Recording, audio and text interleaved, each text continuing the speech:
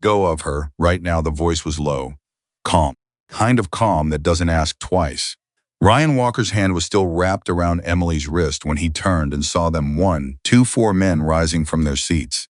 Leather vests, steel eyes, and through the cafe windows, the parking lot had transformed into something that looked like the opening scene of a nightmare he wasn't ready for. He had driven 400 miles convinced he still owned her. He was wrong. If this story gave you chills, you're exactly where you need to be.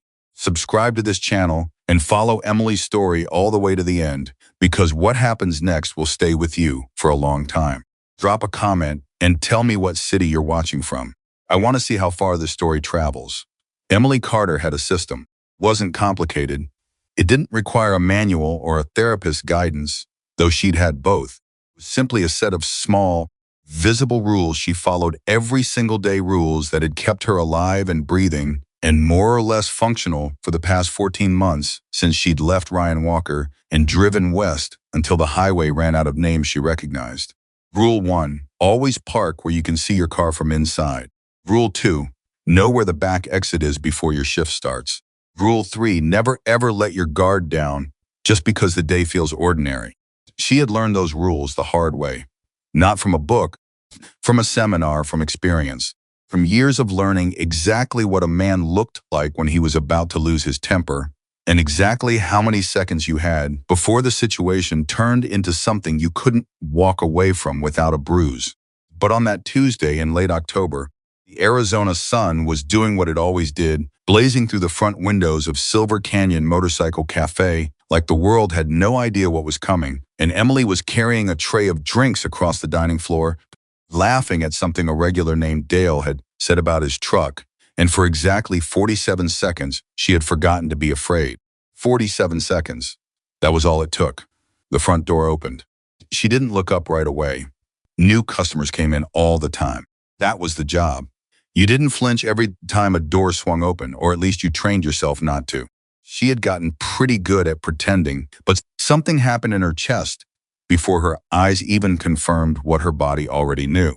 Cold drop of something not quite fear, not quite recognition, something older and deeper than either settled right below her sternum and didn't move. She looked up. Ryan Walker was standing in the doorway, wearing the same dark blue jacket he used to wear when he took her to dinner. Back when things were still good, back when she thought the way he looked at her meant love instead of ownership. His hair was shorter than she remembered. His jaw was set. His eyes, God, his eyes had that look. The one she used to catalog in her mind at 3 in the morning when she was trying to calculate whether it was safe to get a glass of water or whether the movement would wake him up and restart the whole cycle again. That look said, I found you. And there is absolutely nothing you can do about it. Trey and Emily's hand didn't fall. She was proud of that later. Somewhere in the back of her mind, the part of her that had survived 2 years with this man took over, steadied her hands, kept her breathing even, kept her feet planted. She set the drinks down on the nearest table, Dale's table, and Dale looked up to say something and then stopped because he saw her face. You all right, sweetheart? Dale asked. Fine, she said. Automatic. Prax, I'm fine. She wasn't fine. Ryan had crossed half the dining room by the time she fully processed that he was real. This wasn't a nightmare. That the distance she had put between herself and her old life, 430 miles of highway, new name tag, new hair color, rented room above a garage she'd found on a bulletin board, none of it had been enough. He stopped about 6 feet away from her, Emily. His voice hadn't changed either. Low, conversational. The kind of voice that sounded to a stranger perfectly reasonable. That was one of the things about Ryan that had taken her the longest to understand. He never sounded dangerous. He sounded like a man who just wanted to talk. Ryan. She said his name without letting it shake. You look good. He tilted his head slightly, the way he used to when he was evaluating something. Not admiring, evaluating. Arizona's been good to you. What are you doing here? He smiled. That smile, the one that told her this conversation was already over in his mind, that whatever she said next was just a formality he was willing to sit through before things went his way. Came to take you home, he said. The dining room wasn't loud. Silver Canyon at lunch was never loud. It was the kind of place where people talked quietly and ate slowly and let the afternoon stretch. Maybe 8 tables occupied, the clink of silverware, the low hum of a classic rock station from the kitchen. Nothing that should have felt dangerous. But Emily felt every person in the room become very, very still. "I'm working," she said carefully. "I can see that." He looked around the cafe with the practiced confidence of a man who had never once in his life considered that a room might not cooperate with him. "We can talk when your shift's over. We can't." Something shifted in his face. Just a flicker. Just the tiniest fracture in the surface of that calm, reasonable expression. "Emily," his voice dropped half a register. "Don't do this here." "Don't do what, Ryan?" "Work? Stand in my place of employment and ask you to leave?" She surprised herself. The words came out cleaner and steadier than she expected. A year ago, she never would have said them. A year ago, she would have found the nearest apology and handed it to him like an offering, trying to keep the temperature of the room from rising.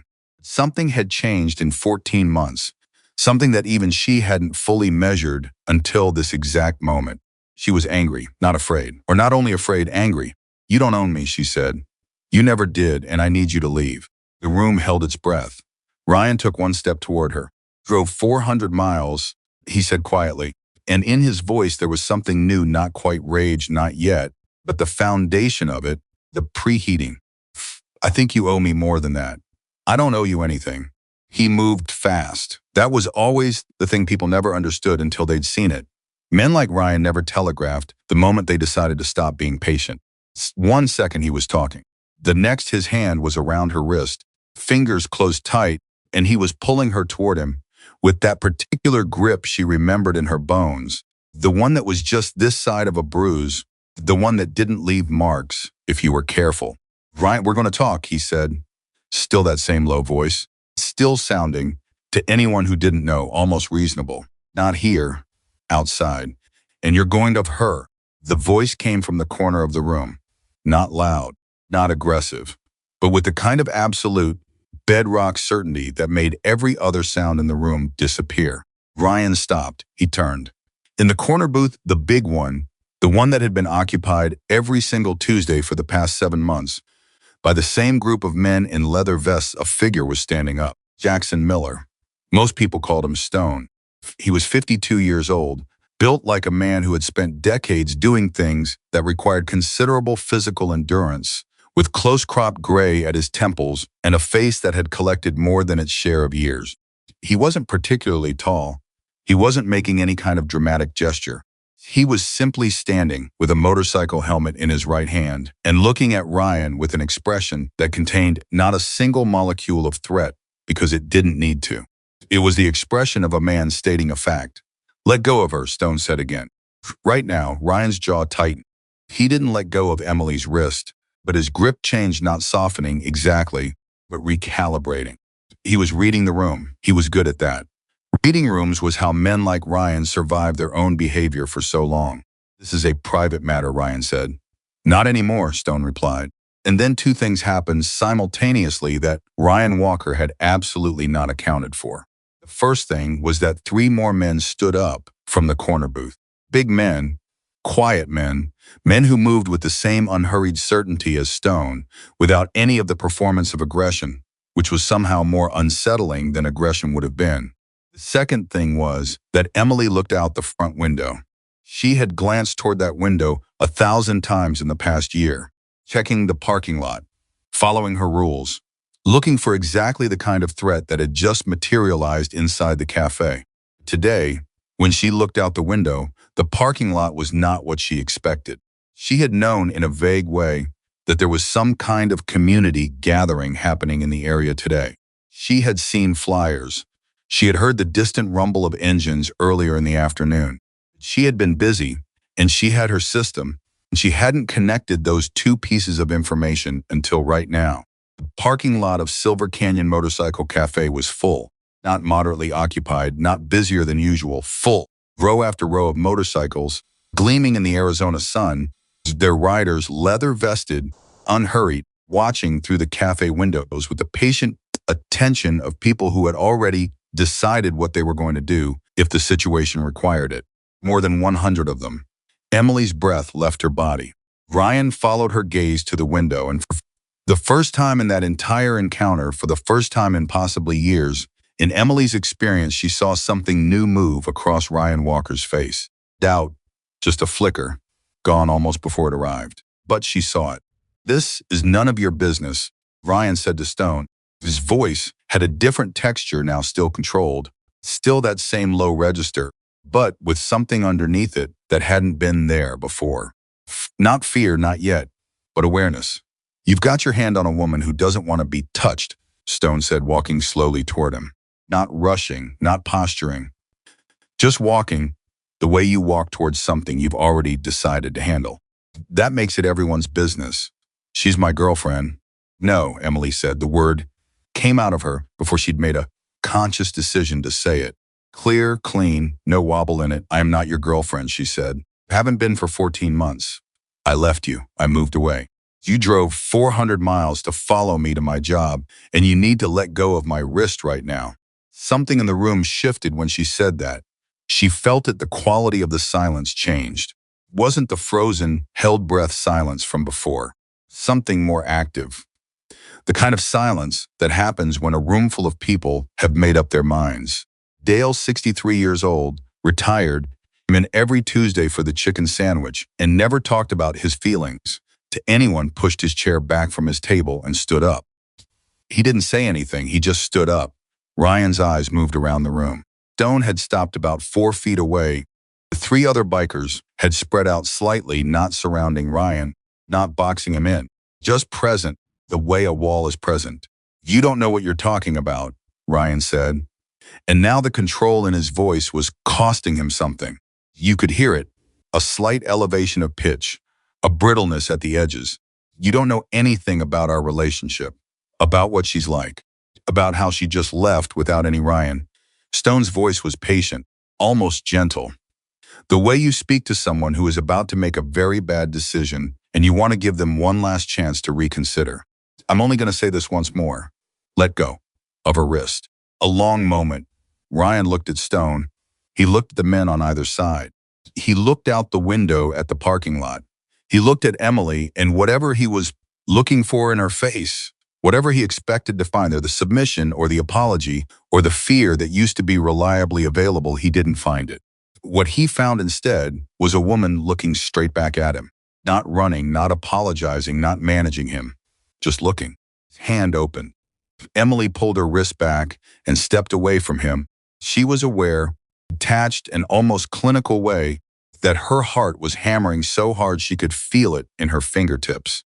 She kept her feet still. She kept her chin up. She had spent years learning to make herself small in Ryan Walker's presence, and she was done with that particular education. "You should leave," she said. Ryan straightened his jacket. Such a specific, characteristic gesture, she recognized it from 100 situations where he'd needed to reassemble his dignity, that for a moment she almost felt something for the man she used to think she understood. Then she remembered the grip on her wrist, the 400 miles, the 14 months of checking parking lots and memorizing exit routes. The feeling passed. "This isn't over," Ryan said. "Yes," Emily replied. "It is." He looked at Stone.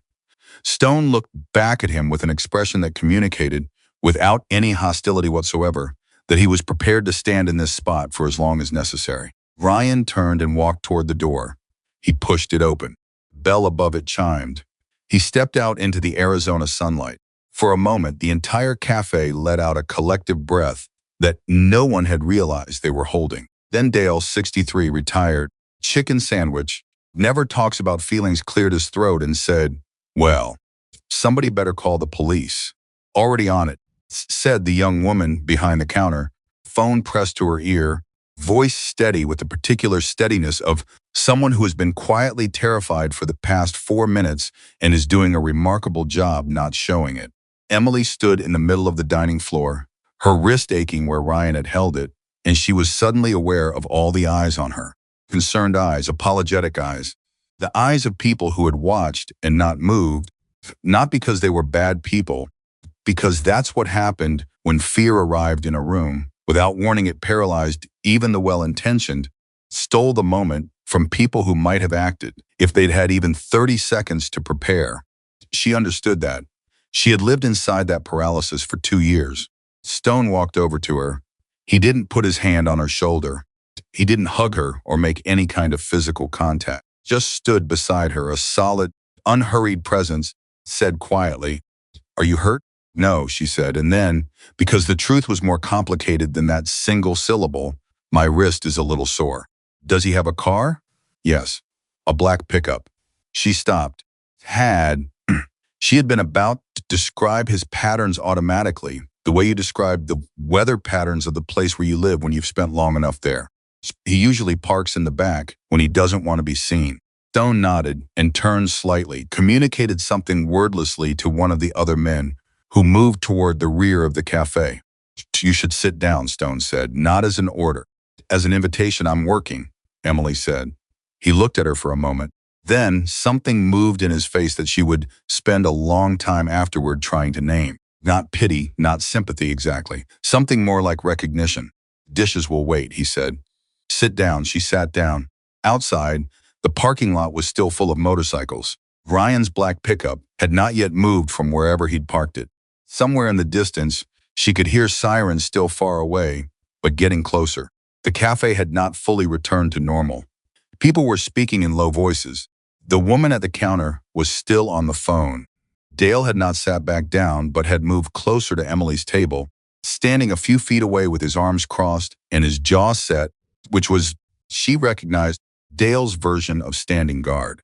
She looked at her wrist. A faint red mark where Ryan's fingers had been. Nothing that would bruise, probably. Nothing that would constitute evidence, technically, not on its own. She had been here before, at the edge of something she couldn't quite prove, with the mark fading and the memory of it sharp as broken glass. But this time was different. This time there were witnesses, more than 100 of them. As that realization settled into Emily Carter's chest, not loudly, not dramatically, but with the slow, geological patience of something true, she understood that something had just changed in her life in a way that could not be undone. Ryan had walked in expecting to find the woman he'd spent 2 years reshaping into someone manageable. That woman was gone. She wasn't entirely sure yet who had replaced her. She was still finding out. She was sitting in a chair in Silver Canyon Motorcycle Cafe with her chin up and her hands steady. And there were more than 100 motorcycles in the parking lot. A man named Stone was standing nearby because he had decided, without being asked, that she deserved someone to stand beside her. For the first time in 14 months, maybe for the first time in longer than that, Emily Carter did not feel alone. Outside, the sirens were getting louder.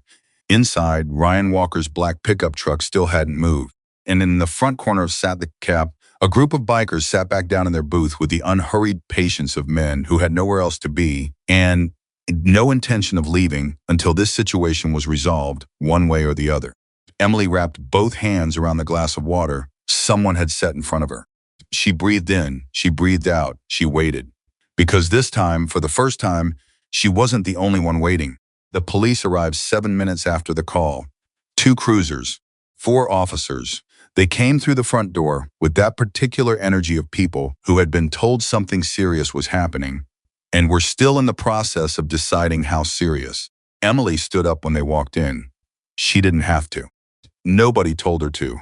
But something in her, the same part that had kept her wrist from shaking when Ryan grabbed her, the same part that had found those words and said them out loud in front of everyone, decided that she was done sitting down when things required her to stand. "I'm Emily Carter," she said.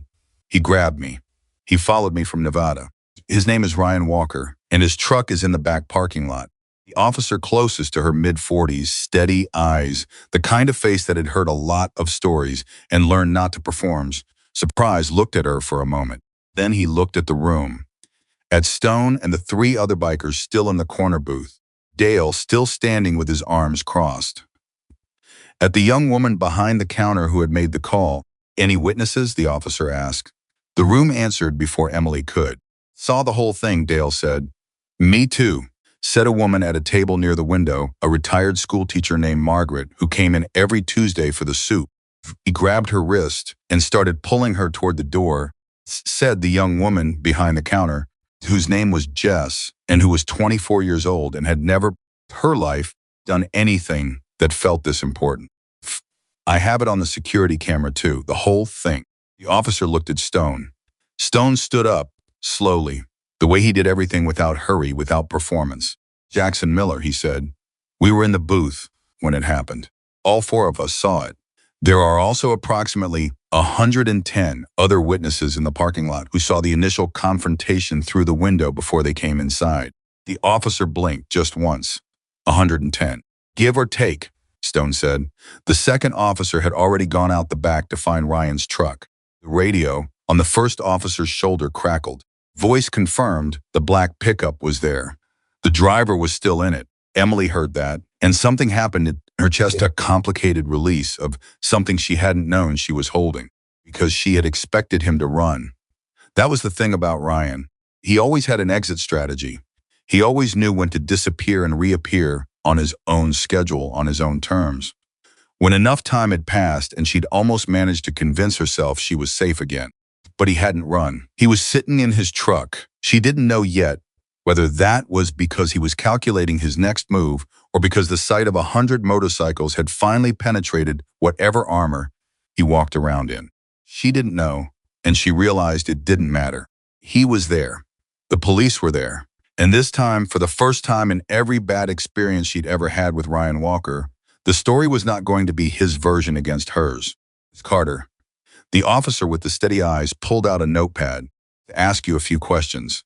Yes, she said. I know. And then she told the truth. She had not told it in a long time. Not all of it. Not in sequence. Not to someone with a badge and a notepad who was writing down every word. She had told pieces of it to the friend who helped her pack, to the woman at the domestic violence hotline she'd called once at 2 a.m. and then never called again because Ryan had been asleep down the hall. And the fear of being heard had been bigger than the fear of being alone.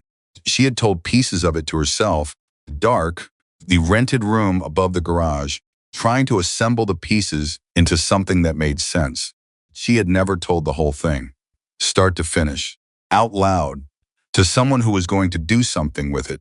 She started talking, and the thing she noticed, the thing that surprised her more than anything else in that entire afternoon, was that it wasn't as hard as she'd expected. Not easy. She wasn't going to pretend it was easy. Her voice caught twice.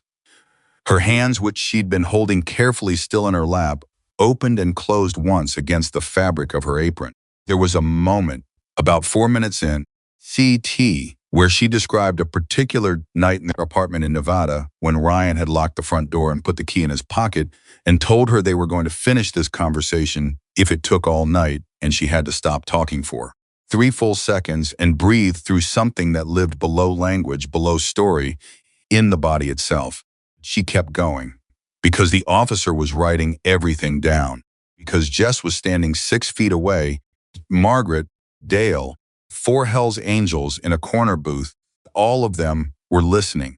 Because 14 months ago, she had driven away from Nevada in a car with 2 suitcases and $40 left on a prepaid card, and the absolute certainty that no one would believe her. Today, she was standing in a cafe in Arizona with more witnesses than she'd ever had for anything in her life. She kept going. The officer looked up from his notepad when she finished. How long did the relationship last? 2 years and 4 months, she said, approximately. And during that time, did he ever physically? Yes, more than once she held his gaze. Yes. Did you ever file a report? This was the question she had been dreading. Not because she was ashamed of the answer, but because she knew what the answer looked like from the outside, how it invited out the kind of confusion that wasn't quite accusation, but felt like it. No, she said. The officer nodded, not with judgment, with the particular absence of judgment that told her he had heard this answer before, many times from many people. Can you tell me why not? He asked. Emily thought about it, not because she didn't know the answer, but because there were so many answers and she was trying to find the one that was truest. Because he always made it sound like it was my fault, she said finally. I was good enough at believing him. Silence. Then Stone's voice from the corner, quiet and unhurried. That's not your fault either. The officer glanced at Stone, then back at Emily. He clicked his pen once, twice. We've got him detained in the parking lot, he said. Based on what happened in this room today and what I'm hearing from you, we have grounds. But I want to be straight with you, Miss Carter. The more documentation you can give us, the stronger this gets. Old texts, voicemails, anything he sent you in the past 14 months. Emily almost laughed. Not from humor. From the particular irony of having spent 14 months deleting everything Ryan had ever sent her, because looking at it made her feel like she was being followed even when she was alone. Almost deleted it. She had kept one folder, she wasn't sure why. Maybe the same instinct that made her memorize exit routes and park where she could see her car.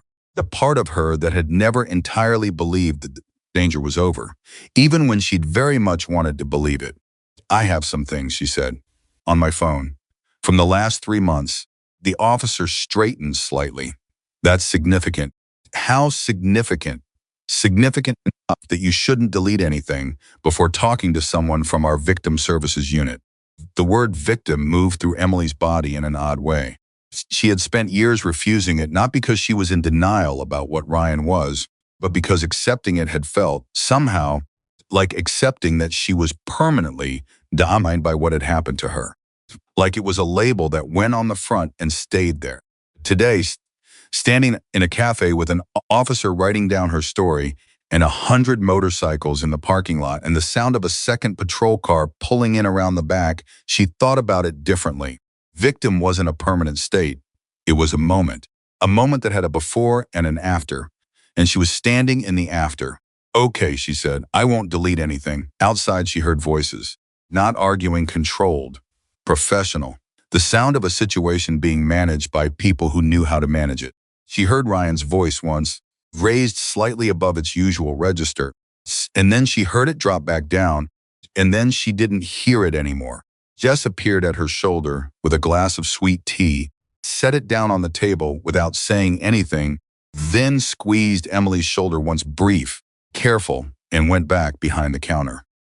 Margaret, the retired school teacher, moved to a chair at the table beside Emily's at some point during the interview, without Emily noticing, and was sitting there quietly, not intruding, just present, the way that some older women were present, with a quality of witnessing that felt both protective and graceful. You did very well, Margaret said. When the officer stepped away to confer with someone on his radio, Emily looked at her. I don't feel like I did well. I feel like I should have done this 14 months ago. You weren't ready 14 months ago, Margaret said, certainty of someone who had taught long enough to recognize the difference between someone who couldn't do a thing and someone who hadn't yet arrived at the moment where the thing became possible. That's not a failure. That's just where you were. Emily looked at her hands again. The redness on her wrist was fading. By tomorrow, it would be gone entirely, and once again there would be no physical evidence of Ryan Walker's hands on her body. She had spent years watching evidence disappear. But there were cameras this time, and 110 witnesses, and a folder on her phone that she had kept for 14 months without entirely knowing why. She took a long breath and let it out slowly. Then she picked up the glass of sweet tea and drank. Across the room, Stone was talking to one of the other officers, giving his own statement, quietly and completely, the same unhurried precision he brought to everything. She watched him for a moment. This man she'd seen every Tuesday for 7 months. This man she had never actually spoken to beyond taking his order and sometimes exchanging a few words about the weather or the road conditions. She had always noticed them. The booth in the corner, the leather vests, the particular stillness of men who had nothing to prove. She had noticed them the way you notice something reassuring without quite articulating why, the way you notice a solid railing on a staircase or a working streetlight on a dark walk home. She had not known they were noticing her back. She was about to find out how long they had been watching and what they had seen. The second officer came back inside. He was younger than the first, with the kind of energy that hadn't yet learned to be contained. He walked directly to his partner and said, in a voice that was too low for Emily to catch but too urgent to be nothing, something that made the first officer's expression change. Emily set down her glass. What is it? She asked. The first officer looked at her. He made a decision. Mr. Walker had a GPS tracker in his jacket pocket, he said. The room went quiet in a different way than before. Not the frozen quiet of surprise, the sickened quiet of something confirmed. What kind of tracker? Stone said from across the room. Small magnetic one, the kind that attaches to a vehicle. The officer watched Emily's face carefully as he said the next part. Carter, do you currently drive your own vehicle to work? She felt the blood leave her face so fast. She was surprised she stayed standing. Yes, she said, a silver Honda. I park it in the front lot. We're going to need to check it. The cafe waited. Emily didn't move. 14 months. She had changed cities, changed her hair, changed her routines. She had followed her rules. She had checked the parking lot every single day. Ryan had not found her through a network of old connections, or through a mutual friend, or through social media she'd forgotten to lock down. Found her the way a hunter finds something with a tool attached to her car, sending signals she couldn't see, updating a location on a phone screen 400 miles away every time she moved. She had never been invisible. She had only thought she was. Oh, she said. And then because the word was inadequate but the only one available. Oh. Stone was across the room, in 4 steps, not running, not dramatic, just closing the distance the way you do when someone needs someone to be close. Hey, he said. Low, steady, look at me. She looked at him. This is evidence, he said. You understand? This is not something he gets to do quietly and walk away from. This is a federal charge. Federal, stalking across state lines with a tracking device. His voice was calm, factual, like he was reading from a manual. He focused on that, the specificity of it, the weight of real words against the spinning feeling in her chest. That's not a misdemeanor. That's not a restraining order situation. That's federal. The first officer confirmed it with a nod. If it checks out, and I believe it will, we're looking at charges that go significantly beyond today's incident. Emily sat down again. Margaret moved her chair closer, not touching, just closer. Jess came out from behind the counter entirely and stood near the table because she was 24 years old and she had been shaking slightly for the past 30 minutes and she needed to be in this part of the room for reasons she couldn't have fully explained. Dale sat down at his own table, but he turned his chair to face Emily's direction and his arms were still crossed. His jaw was still set. Outside, she could hear the sound of a car door, then another, then a radio, and the particular clipped exchange of officers coordinating. Ryan Walker's voice did not rise above its controlled register again. She did not hear him laugh. For the first time in 2 years and 4 months plus 14 months of running, for the first time in almost 4 years of living inside or in the shadow of Ryan Walker's certainty that he controlled the terms of her existence, Emily Carter sat in the chair and listened to the sound of consequences arriving. And then something else happened. The front door of the cafe opened. Emily's head came up fast. But it wasn't Ryan. Ryan was in the back parking lot in handcuffs, as she would learn within the next 10 minutes. Ryan was not the one walking through the front door. It was a woman. 50s road-worn jacket, silver hair pulled back, with the particular walk of someone who spent most of her time outdoors. She scanned the room in the efficient way of someone accustomed to reading situations fast, and her eyes landed on Stone. Heard it on the radio, she said. Thought I'd come in. Stone looked at her, then at Emily. This is Carol. She runs the victim advocacy outreach we work with on the weekends. Emily blinked. You work with a victim advocacy. We do a lot of things people don't know about, Stone said. There was no edge in it, no pride either, just the neutral delivery of fact. Carol pulled out a chair and sat down across from Emily. She set a business card on the table between them and left her hand near it, not pushing, not insisting. Don't have to talk to me today, Carol said. You don't have to talk to me at all if you don't want to. But I'm here and I'm not in a hurry. Emily looked at the card. She looked at Carol's face, steady, unhurried, the face of someone who understood waiting. She thought about the friend who had helped her pack, the hotline she had called once and never called again, the $40 on the prepaid card, the rented room above a garage, the rules, the parking lot checks, the folder on her phone that she had kept for 14 months without entirely knowing why. She thought about a particular night in Nevada when a door was locked and a key was in someone else's pocket. She thought about 47 seconds. Okay, Emily said. She picked up the business card, and then she started talking again. This time it was easier than the last time. Not easy, she wasn't going to pretend it was easy, but easier. Because the room was different now. Because the people in it were different. Not strangers who had frozen and looked away, but people who had moved toward her instead. Carol listened without writing anything down, which was different from the officer, and the difference mattered in a way Emily couldn't have anticipated. The officer's notepad was necessary and right. Carol's stillness was something else. It was permission to tell the story without it immediately becoming a document, to say the parts that didn't have clear dates or specific incidents, accumulated weight of days and weeks, and small moments that didn't look like evidence but that constituted a kind of gravity you couldn't escape once you were inside it. Emily talked about the beginning, about how kind Ryan had been, about how long it had taken her to understand that the kindness and the control were the same thing, two expressions of the same need to possess, to define, to contain. About the specific awful genius of a person who made you doubt your own perception of reality, who could make you feel grateful for moments of ordinary decency because the baseline had been shifted so far that ordinary decency felt like generosity. She talked about leaving, about the 3 times she had tried before she succeeded, about what it felt like to drive away that last time, not triumphant, not free, not the way movies showed it, just exhausted and terrified and completely uncertain whether she was doing the right thing or making the biggest mistake of her life. She talked about the 14 months after, about building something from nothing, about the cafe, the regulars, the rules, the Tuesday bikers in the corner booth that she had noticed without knowing. She was building a kind of comfort from their consistency. Steve Steid had.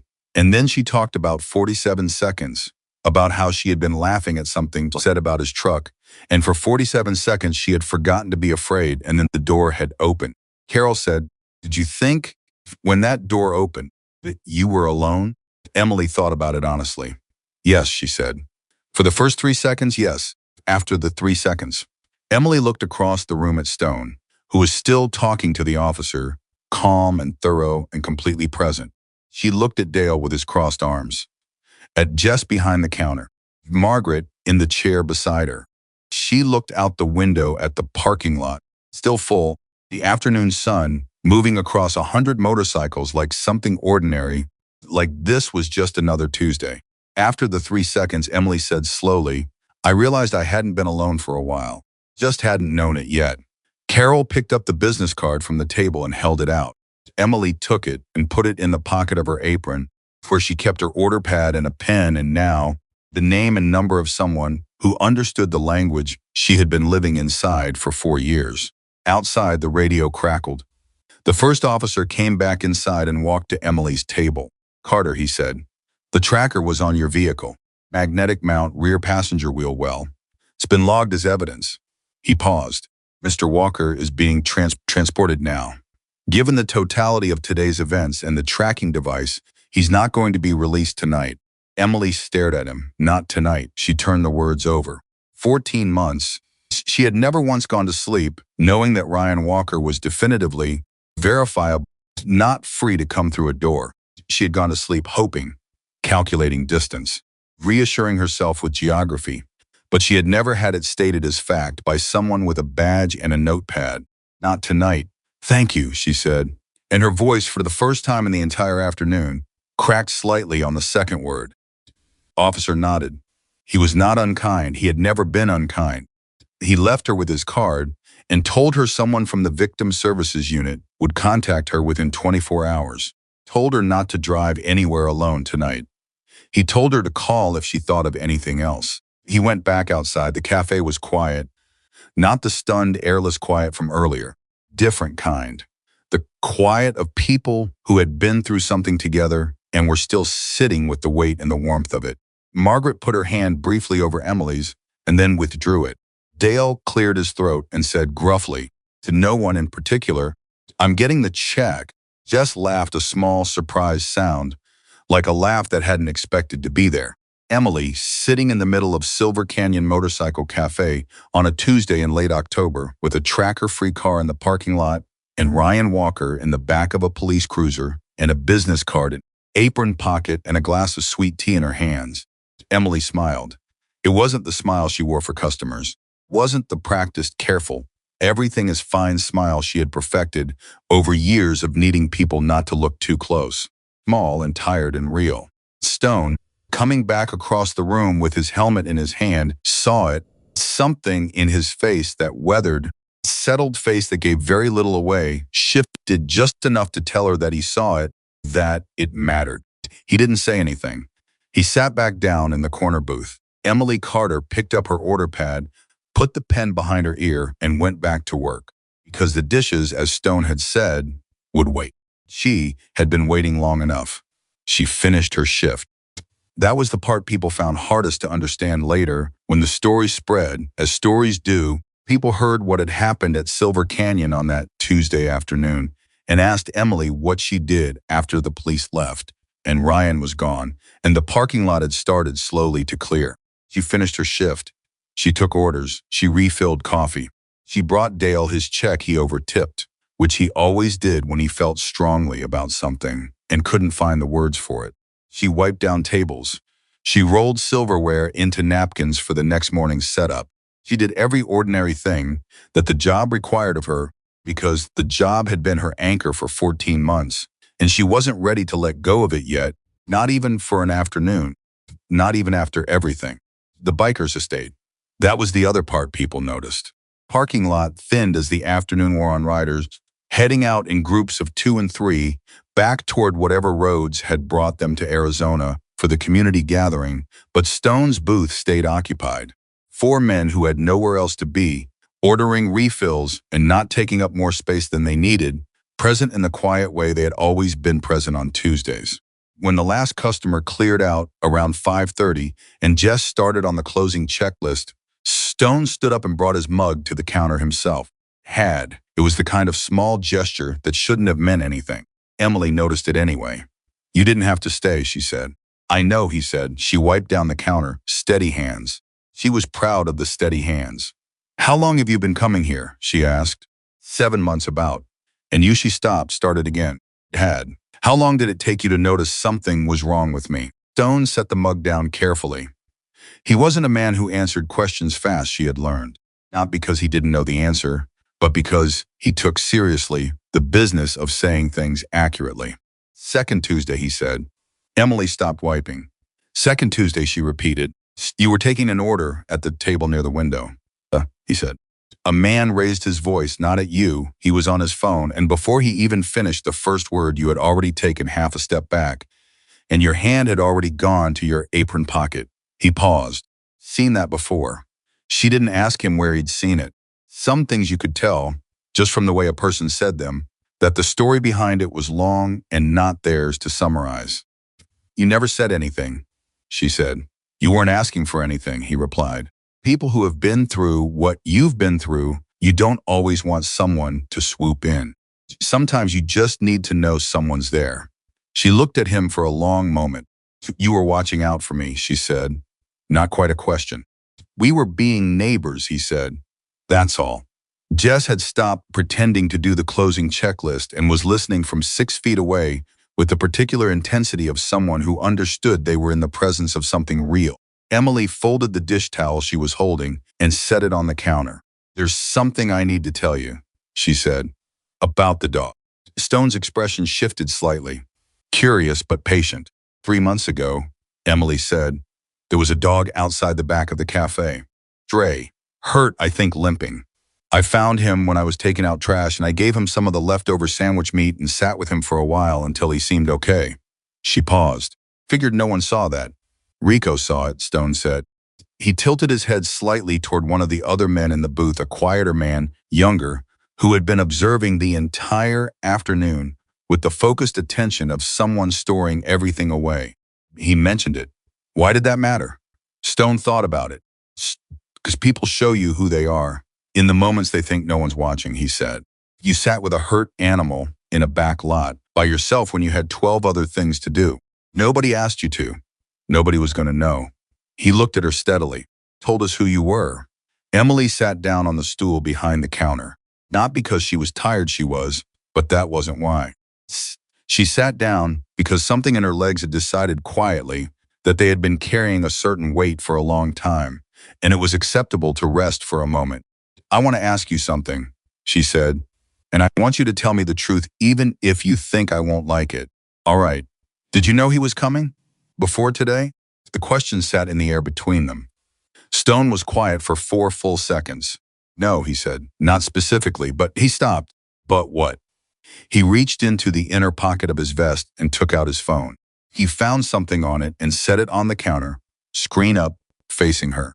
It was a photograph, a black pickup truck, parked on the street outside Silver Canyon Motorcycle Cafe. Emily's hands, which had been so steady all afternoon, went completely still. When was this taken? She asked.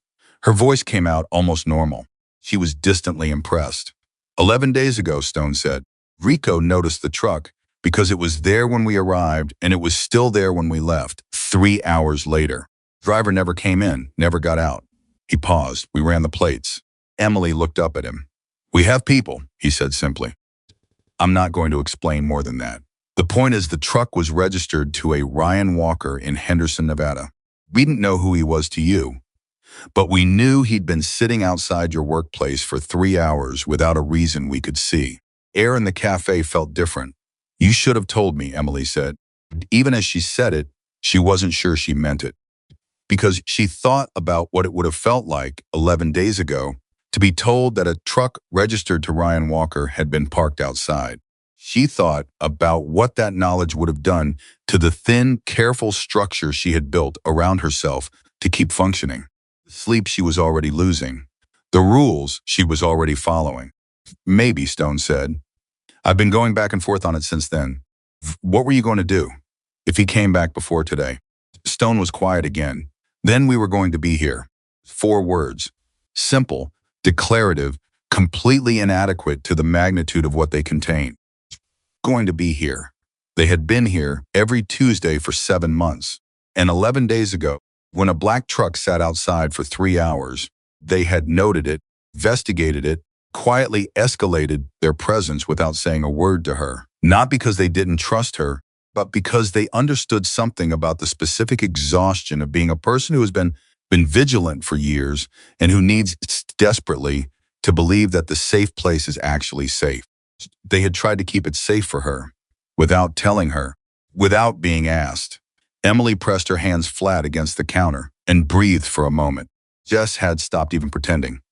She was standing with her back against the wall and her arms wrapped around herself and her eyes very bright. There's more, Stone said. Emily looked at him. The tracker on your car, he said. We don't know exactly when he put it on, but given that he was parked outside 11 days ago and had access to the parking lot. He stopped, let her complete the math. Emily completed the math. 11 days. Ryan had known where she was for at least 11 days. He had been watching, waiting, building his certainty in the particular slow way that men like Ryan built their certainty, not rushing. Because they were sure of the outcome, because they had never truly accepted that the outcome was not theirs to determine. He had been patient. She had been patient too. The difference was that she hadn't known they were in the same game. I need some air, she said. She didn't wait for a response. She walked to the back of the cafe and pushed through the door into the alley and stood in the cooling Arizona evening and breathed in and out and stared at the ground and let herself feel just for 60 seconds, just in private, the full, unfiltered enormity of what the afternoon had been. Fear she hadn't allowed herself during the confrontation. The shaking she had suppressed through Ryan's grip and the officer's questions and Carol's steady eyes and the business card and the tracker on her car. The enormous, staggering relief of Ryan Walker in handcuffs that she had absorbed while standing behind a counter refilling coffee cups. All of it arrived now. The alley, dark, 60 seconds she was giving herself before she went back inside. She counted. She breathed. She pressed the backs of her hands against her eyes. Then the back door opened. She spun around. It was Rico, the younger man from the booth. Stopped the moment he saw her face, and he held both hands up slightly, not a surrender gesture, more like the instinctive movement of someone who understood that sudden approaches required instant communication of harmlessness. Sorry, he said immediately. Stone sent me to check. I'll go back in. No, she dropped her hands from her face. Fine, I'm fine. Rico lowered his hands. He was younger than Stone by 15 years, at least mid-30s, with the quiet watchfulness she had noticed in him all afternoon. The way he cataloged everything around him without seeming to look directly at any of it. You don't have to be fine, he said. It's been a pretty significant day. She almost laughed. That's one word for it. Stone said significant is one of his understatements. A pause. Got a lot of them. I noticed. She leaned back against the wall of the building. He said, you were the one who noticed the dog. 3 months ago, Rico was quiet for a second. Then that was something. He seemed to be deciding how much to say. My mom had a dog when I was a kid, a stray she found. She used to say you could tell everything about a person from how they treated something that couldn't do anything for them in return. Emily looked at him. Your mom sounds like she was smart, she said. She was, Rico said. She went through some hard years too. When I was young, he didn't elaborate. He didn't need to.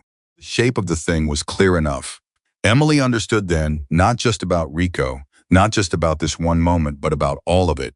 About why Stone was the way he was. About why 110 people had been in that parking lot on a Tuesday and had not looked away when something happened through a cafe window. About what it meant to have been through something difficult and to have come out the other side still choosing to pay attention, still choosing to stand up. You should go back in, she said. Tell Stone I'll be there in 2 minutes. Rico nodded. He went to the door and opened it and then stopped. For what it's worth, he said, without turning around, what you did in there today when you told him you weren't his anymore. Out loud in front of everyone. A pause. That took more guts than most people have in a lifetime. He went inside. Emily stood in the alley for another 90 seconds. Then she straightened her spine, put her hand in her apron pocket, and touched Carol's business card to confirm it was still there, and went back in. The next 2 hours moved differently than the hours before them. Slower, more careful. The cafe was closed. The sign flipped. The 5 of them, Emily, Jess, Stone, Rico, the third biker named Walt, who had said almost nothing all afternoon, but whose presence had been, throughout, a steadying kind of weight, sat around the big corner booth and talked. Not about Ryan, not initially, about other things. Walt turned out to have spent 20 years as a long-haul trucker before he started riding and had opinions about Arizona roads that were both highly specific and genuinely funny. Jess, who had been visibly shaky since the confrontation, slowly unnodded as the conversation wandered into ordinary territory, the kind of talking that isn't about anything in particular, but that does the essential work of reminding everyone in the room that they are people, not just roles in a crisis. Stone didn't talk much, which Emily was starting to understand was simply how he was present, attentive, occasionally precise, never filling space with noise. Then around 7 o'clock, Stone's phone buzzed. He looked at it. Emily watched his face. What? She said. He looked up. He set the phone on the table so she could see the screen. It was a message from someone he'd identified in his contacts only as M. It said DA's office called. They want everything we have. Tracker plus crossing state lines, plus the harassment documentation his ex filed in Nevada just surfaced. They're looking at significant charges. Emily read it twice. Ex filed in Nevada, she said slowly. There was someone before me. Stone took the phone back. Looks that way. She sat with that for a moment. The civic awful solidarity of it. A woman she had never met, state she had left, who had filed something that was sitting in a database somewhere, waiting to surface, finally surfacing today because Ryan Walker had driven 400 miles and grabbed a waitress's wrist in front of 110 witnesses. She filed a report, Emily said. She did, and nothing happened. Not then, Stone said. Something's happening now. Was exactly the right thing to say. Not comforting in a way that minimized. Accurate, forward-facing. Something is happening now. Emily looked at the table. I want to find her, she said. Stone looked at her. The woman in Nevada, Emily said. I want to, I don't know. Let her know that it mattered, that her report mattered, even if she thought it disappeared, she paused. Because I know what it's like to believe that nothing you say goes anywhere. Story gets swallowed. That you file something and it just sits in a drawer and nothing changes and you were right to be afraid that no one would believe you. The table was quiet. Jess said softly, that's a really important thing to do. Carol might be able to help with that, Stone said. The advocacy network, they have connections. Appropriate ones, through proper channels. He looked at Emily steadily. You'd have to decide how much contact you want. I want her to know, Emily said. That's all, that her voice didn't disappear. Stone nodded. Phone buzzed again. He looked at it. Something in his face changed, not alarm. Exactly. But alertness. The shift of a person who has received information that requires processing before responding. What? Emily said. She was getting good at reading his expressions, which was remarkable given that he barely had any. Turn the phone to her again. Second message from M. 3 sentences. Walker's attorney called the station, claiming Walker has evidence Emily initiated contact multiple times in the past year. Texts from her number. 14 of them. The booth went very still. Emily stared at the screen. I never contacted him, she said. Voice was flat. Certain, not once. Not even accidentally. Deleted his number. I changed my own number. I have a completely different phone. I know, Stone said. I know, he said again. Quiet. Firm. Believing her completely without requiring her to prove it, which was itself so unusual in her experience that she almost didn't recognize it for what it was. Then how she stopped. Walt, who had said almost nothing all afternoon, spoke up from the end of the booth. Voice was low and unhurried. Spoofed texts, he said. You can make a message look like it came from any number. It's not complicated if you know what you're doing. Jess's mouth opened. He faked texts from her number, Jess said. Not a question. The dawning, sickened recognition of someone understanding for the first time the architecture of what they were dealing with. He was building a case, Emily said, slowly. Assembling it as she spoke, the way you assemble a thing you don't want to be true but can't argue with. He put a tracker on my car so he knew where I was. Drove here, and he brought what he thought was evidence. That I wanted him back. That I was the one chasing him. She pressed both hands flat on the table. He wasn't just coming here to take me back. He was coming here with a plan. The word plan sat in the room like something with teeth, because they all understood what it meant. A man who tracks, who follows, who fabricates evidence, who has done this before the filing in Nevada. The woman whose name Emily didn't know, a man who does all of this, doesn't do it spontaneously. Builds toward it. He prepares. He walks in through a cafe door, believing he has already won the argument before the argument begins, because he has constructed the version of reality he intends to present, and he has done it carefully, and he has done it before. Ryan Walker had not snapped. Ryan Walker had planned. Stone made a call. Brief, directed number Emily didn't recognize. Conversation she could only hear one side of. Stone giving information in clean, precise sentences, and listening and saying yes, and then hanging up. They need to know about the spoofed texts, he said, and they will know. Tonight, he looked at Emily. Do you have a lawyer? No, you're going to need one. I don't have the money. For Carol's organization works with pro bono legal services, he said. Wasn't charity the way he said it. It was infrastructure. A system that existed for exactly this situation, offered without apology and without condescension. She'll connect you tomorrow morning if you call her. Emily's hand went to her apron pocket. The card was still there. Okay, she said. Good. Stone folded his hands on the table. Now, tell me one more thing. She looked at him. The folder on your phone. The one the officer mentioned. The messages from the last 3 months. He held her gaze. Is there anything in there that shows he knew where you were before 11 days ago? Emily thought about it. Her mind moved back through the contents of that folder, the things she had kept without knowing entirely why. The messages that had arrived sporadically over 14 months, sent to her old number before she changed it, and then somehow finding the new one. Messages that ranged from calm to wounded to pointed to. Occasionally, something she had no good word for except wrong. Kind of messages that a person could look at individually and call harmless, but that in sequence formed that was not harmless at all. She thought about one particular message. 2 months ago, had arrived at 11:17 in the evening, and it had said simply, Arizona suits you. She had stared at that message for a long time. She had told herself it was a guess, a shot in the dark. Ryan trying to rattle her, not Ryan actually knowing. She had not deleted it. She looked at Stone. Yes, she said quietly. There's one that might show he knew 2 months ago. Stone's jaw tightened. Just slightly, just for a second. He was watching you for 2 months, he said. At least. Sent you that message to let you know. I think so. She paused. I think he wanted me to know he knew. I think that was the point. Table absorbed that. Jess made a small sound, not quite a word, and pressed her hand over her mouth. Walt looked at the surface of the table with the expression of a man reconstructing something he didn't want to reconstruct. Rico said nothing, but his hands, which had been loose on the table, closed. Stone said, "That message goes to the detective tonight." "Okay," along with everything else in that folder. "Okay, Emily."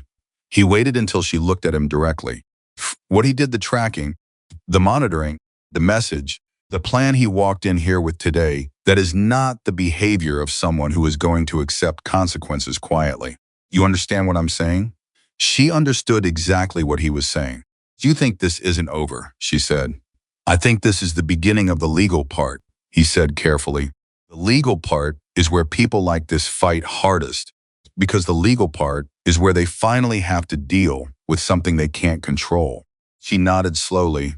"And until that part is resolved," Stone continued, "you should not be alone." "Live alone," she said. "I know. I can't ask people to." "Carol's organization has safe housing resources," Stone said. "Again, it's what they do." He paused.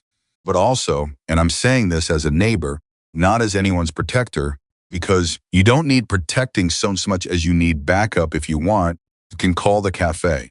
Any of us will answer." He slid a card across the table. Plain.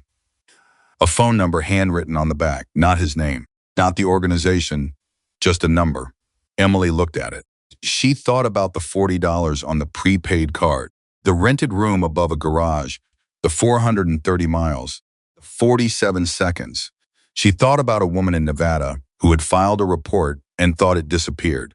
She thought about the tracker in her car's wheel well, now logged as evidence, the folder on her phone, the message that said Arizona suits you, the particular cold intelligence of a man who had walked into a cafe today, convinced he had already won. She picked up the card. "Thank you," she said. Stone shook his head slightly. "Did the hard part," he said. "Every single day for 14 months. Again today. What we did was just stand in the same room." "That's not nothing," Emily said. "No," he agreed. "Not nothing." She tucked the card into her apron pocket beside Carol's card, two pieces of paper that felt, that moment, more substantial than anything she had carried in years. Outside, the last of the motorcycles had pulled away from the parking lot sometime in the past hour. The highway was quiet. The Arizona night was doing what Arizona nights did, dropping 10 degrees faster than you expected, the air going clean and cool at the edges. Cafe was dark, except for the light above the corner booth. 5 people in a circle of light, in a town Emily had not known a year ago, talking about what happened next. For the first time, and as long as she could remember, the first time, possibly since before Ryan Walker ever walked into her life and rearranged it around his own gravity, Emily Carter was not planning alone. She was planning with people who would answer the phone. Ryan Walker, somewhere in a holding cell in the county facility, was about to discover that the story he had spent 2 months building, the careful, patient architecture of his certainty, was going to meet something it had never encountered before. Evidence, witnesses, and a woman who was done being quiet. She didn't sleep that night, not because she was afraid, or not only because of that, something more complicated than fear, something that lived in the space between the adrenaline finally leaving her body and the reality of everything that had happened settling in like weather. She lay in the rented room above the garage, on the same mattress she had slept on for 14 months, staring at the same ceiling she had memorized in the dark during dozens of nights exactly like this one, except that tonight was nothing like any of those nights at all. Ryan was in a cell. She kept returning to that fact the way you return to a bruise pressing it, not because it feels good, but because you need to confirm it's real. Ryan was in a cell. The tracker was logged as evidence. The folder on her phone had been photographed, documented, sent to the detective who had called her at 9:15 that evening with a voice that was careful and professional, and which had said, without quite saying it directly, that the case against Ryan Walker was building into something substantial. She had 2 business cards on her nightstand, Carol's and the plain one with the handwritten number. She had not called either of them. She had thought about it. Around midnight, when the ceiling offered nothing new, and her mind kept returning to the message, "Arizona suits you," and the image of a tracker on her wheel, well sending quiet signals to a phone screen 400 miles away, she had picked up Carol's card and held it in the dark for a while. She had put it down, not because she didn't need it, because she was doing something she hadn't done in a very long time. She was sitting with something difficult without immediately trying to manage it, or soften it, or find the apology that would make it smaller. She was letting it be exactly as large as it was. Ryan had been watching her for 2 months, maybe longer. He had fabricated texts from her number. He had driven 400 miles with a plan. He had walked into her cafe convinced he had already won, and he had lost. She let that be large too. 4 in the morning, she got up, made coffee, sat at the small table by the window, started writing, not to anyone specifically, just writing the way she sometimes did when things were too tangled for ordinary thought. She wrote about the day, about Ryan's face in the doorway, about the moment Stone stood up, about the officer's notepad and Carol's steady eyes and Dale's crossed arms and Jess's hand on her shoulder, about the alley and Rico and his mother's stray dog, about the tracker, about the folder, about the Nevada woman whose name she didn't know, but whose report had been sitting in a database for however long, waiting for today. She wrote for 2 hours. When she stopped, the sky outside the window had started its slow turn from black to gray. She had 6 pages of handwritten notes that were not a story yet, not anything structured, just the raw material of something that might eventually become a story worth telling. She folded the pages carefully and put them in the drawer where she kept the things that mattered. Then she picked up Carol's card and sent a text. 3 words, "I'm ready. Tomorrow." The response came 11 minutes later, which told Emily that Carol was also awake at 6 in the morning, which told her something about the kind of work Carol did and the kind of person it made you. The response said, "I'll be there at 9. Proud of you." Emily set the phone down. She thought about the word proud. She had not had someone say that to her, mean it, say it simply, without conditions in longer than she could accurately measure. Ryan had used the word occasionally in the early months, but his pride in her had always been contingent, always attached to something she had done or not done, always carrying within it the implicit threat of its own withdrawal. Carol's "proud of you" was different. It was offered freely, and it cost nothing to receive it. She sat with that until the sky finished turning gray, and the first suggestion of sun touched the edge of the window. Then she got dressed and drove to work. She checked her mirrors twice on the way there. Old habit. But when she pulled into the Silver Canyon parking lot and turned off the engine, she sat for a moment and noticed something. Checking hadn't come from the bottom of her chest, from that deep animal place where the real fear lived, come from somewhere higher up, more conscious. The way you check both ways at an intersection, not panic, just practice. That was different. Small, but different. Jess was already there when Emily came in, which wasn't unusual. Jess was the kind of person who arrived early without being asked. But this morning, Jess looked up from what she was doing with an expression that was both careful and direct. "How are you?" Jess asked. "Tired," Emily said, "but okay." Jess nodded. She had clearly been deciding whether to say something more, and she decided, "Been thinking about yesterday all night," she said. "I just want to say I should have done something sooner.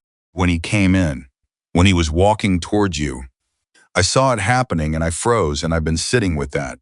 Emily set her bag down behind the counter. "You called the police," she said. Stone stood up. "Still," Emily said, "you made the call. That mattered." Jess shook her head. "It shouldn't have taken someone else moving first." "No," Emily agreed. "It shouldn't have. But Jess, I spent 2 years in a house with that man and I froze plenty of times too. Fear doesn't make you a bad person. It makes you human." She paused. "What you do after the freeze, that's the part that counts."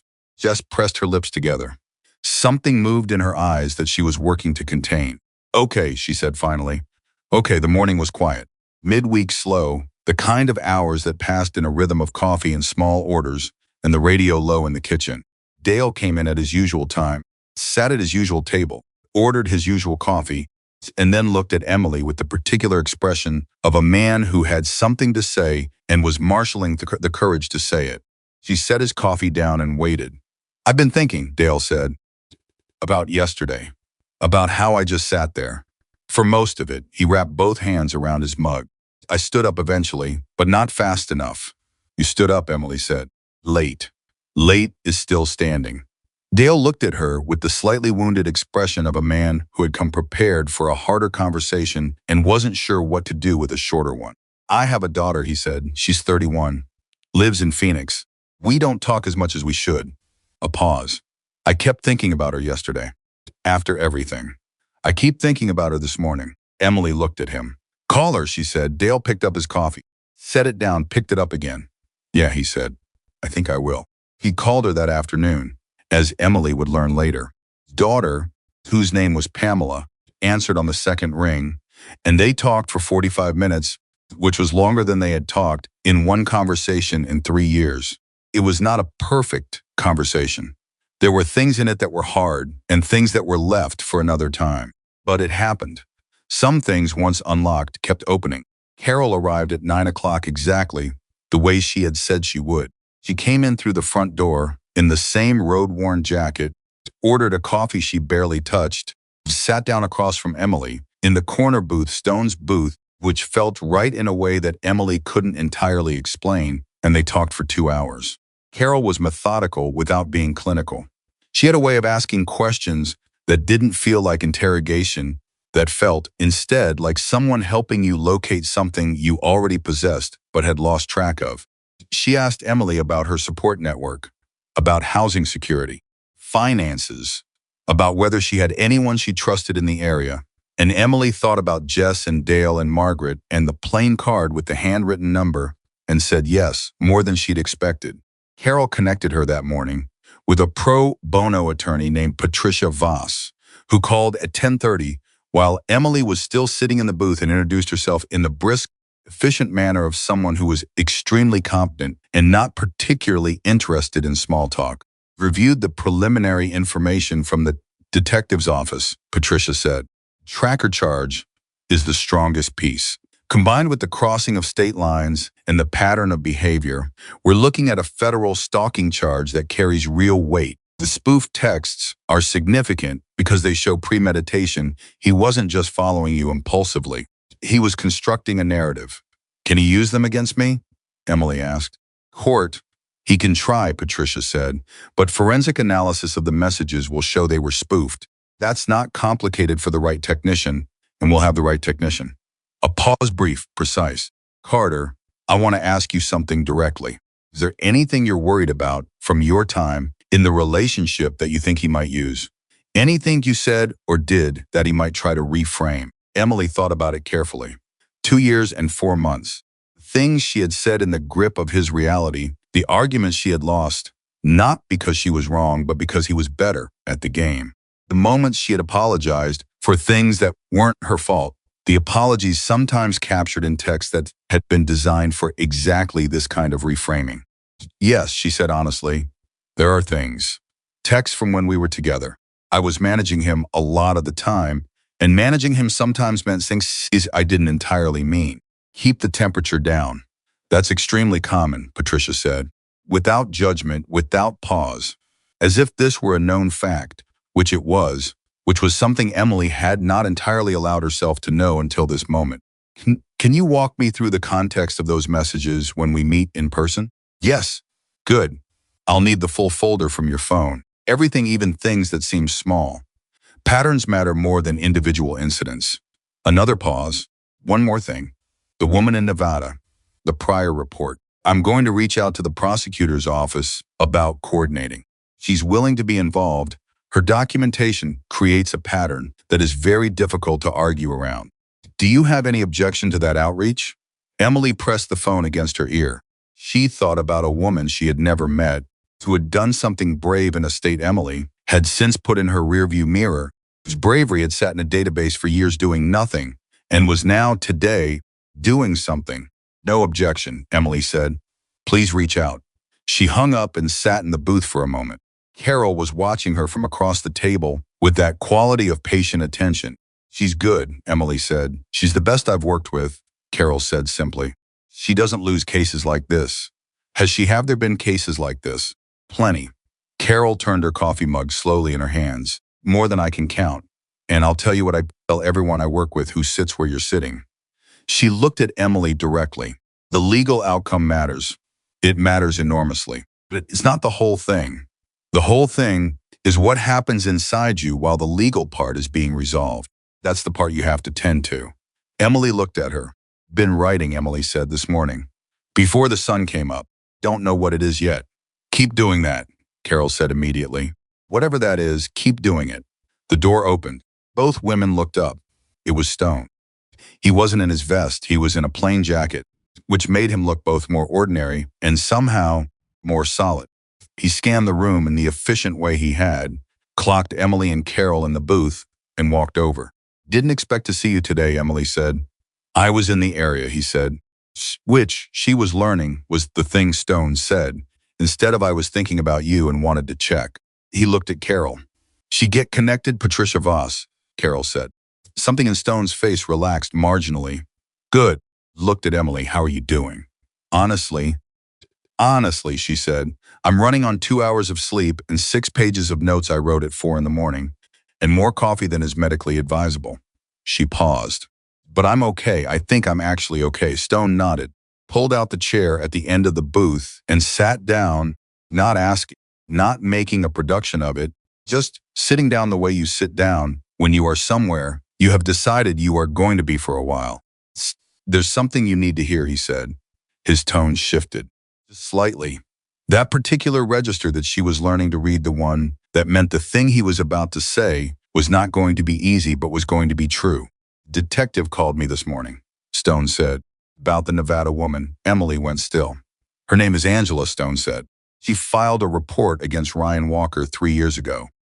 Harassment, intimidation, one incident of physical contact that she reported and then walked back a week later.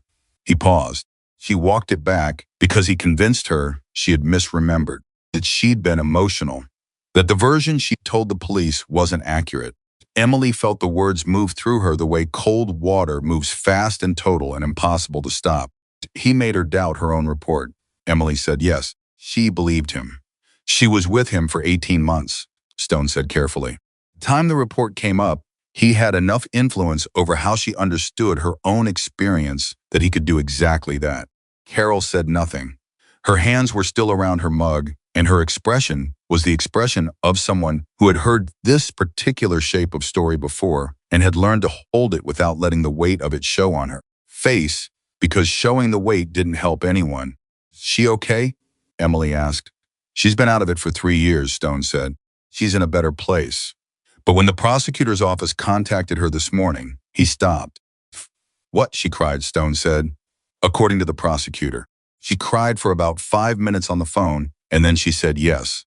She'll cooperate. She wants to. Emily pressed both hands flat on the table. Hard, because she needed the pressure of something solid. Angela had filed a report 3 years ago, and Ryan had talked her out of it, and she had spent 3 years believing, somewhere underneath everything, that she had failed. She had seen something real, reported it, and then been convinced by the man who had done it that she was wrong. She had let him walk away by doubting herself. Now, today, 3 years later, someone from a prosecutor's office had called to tell her that her report, the one she thought had disappeared, the one Ryan had told her, was based on something she'd misremembered, had been sitting there all along, waiting.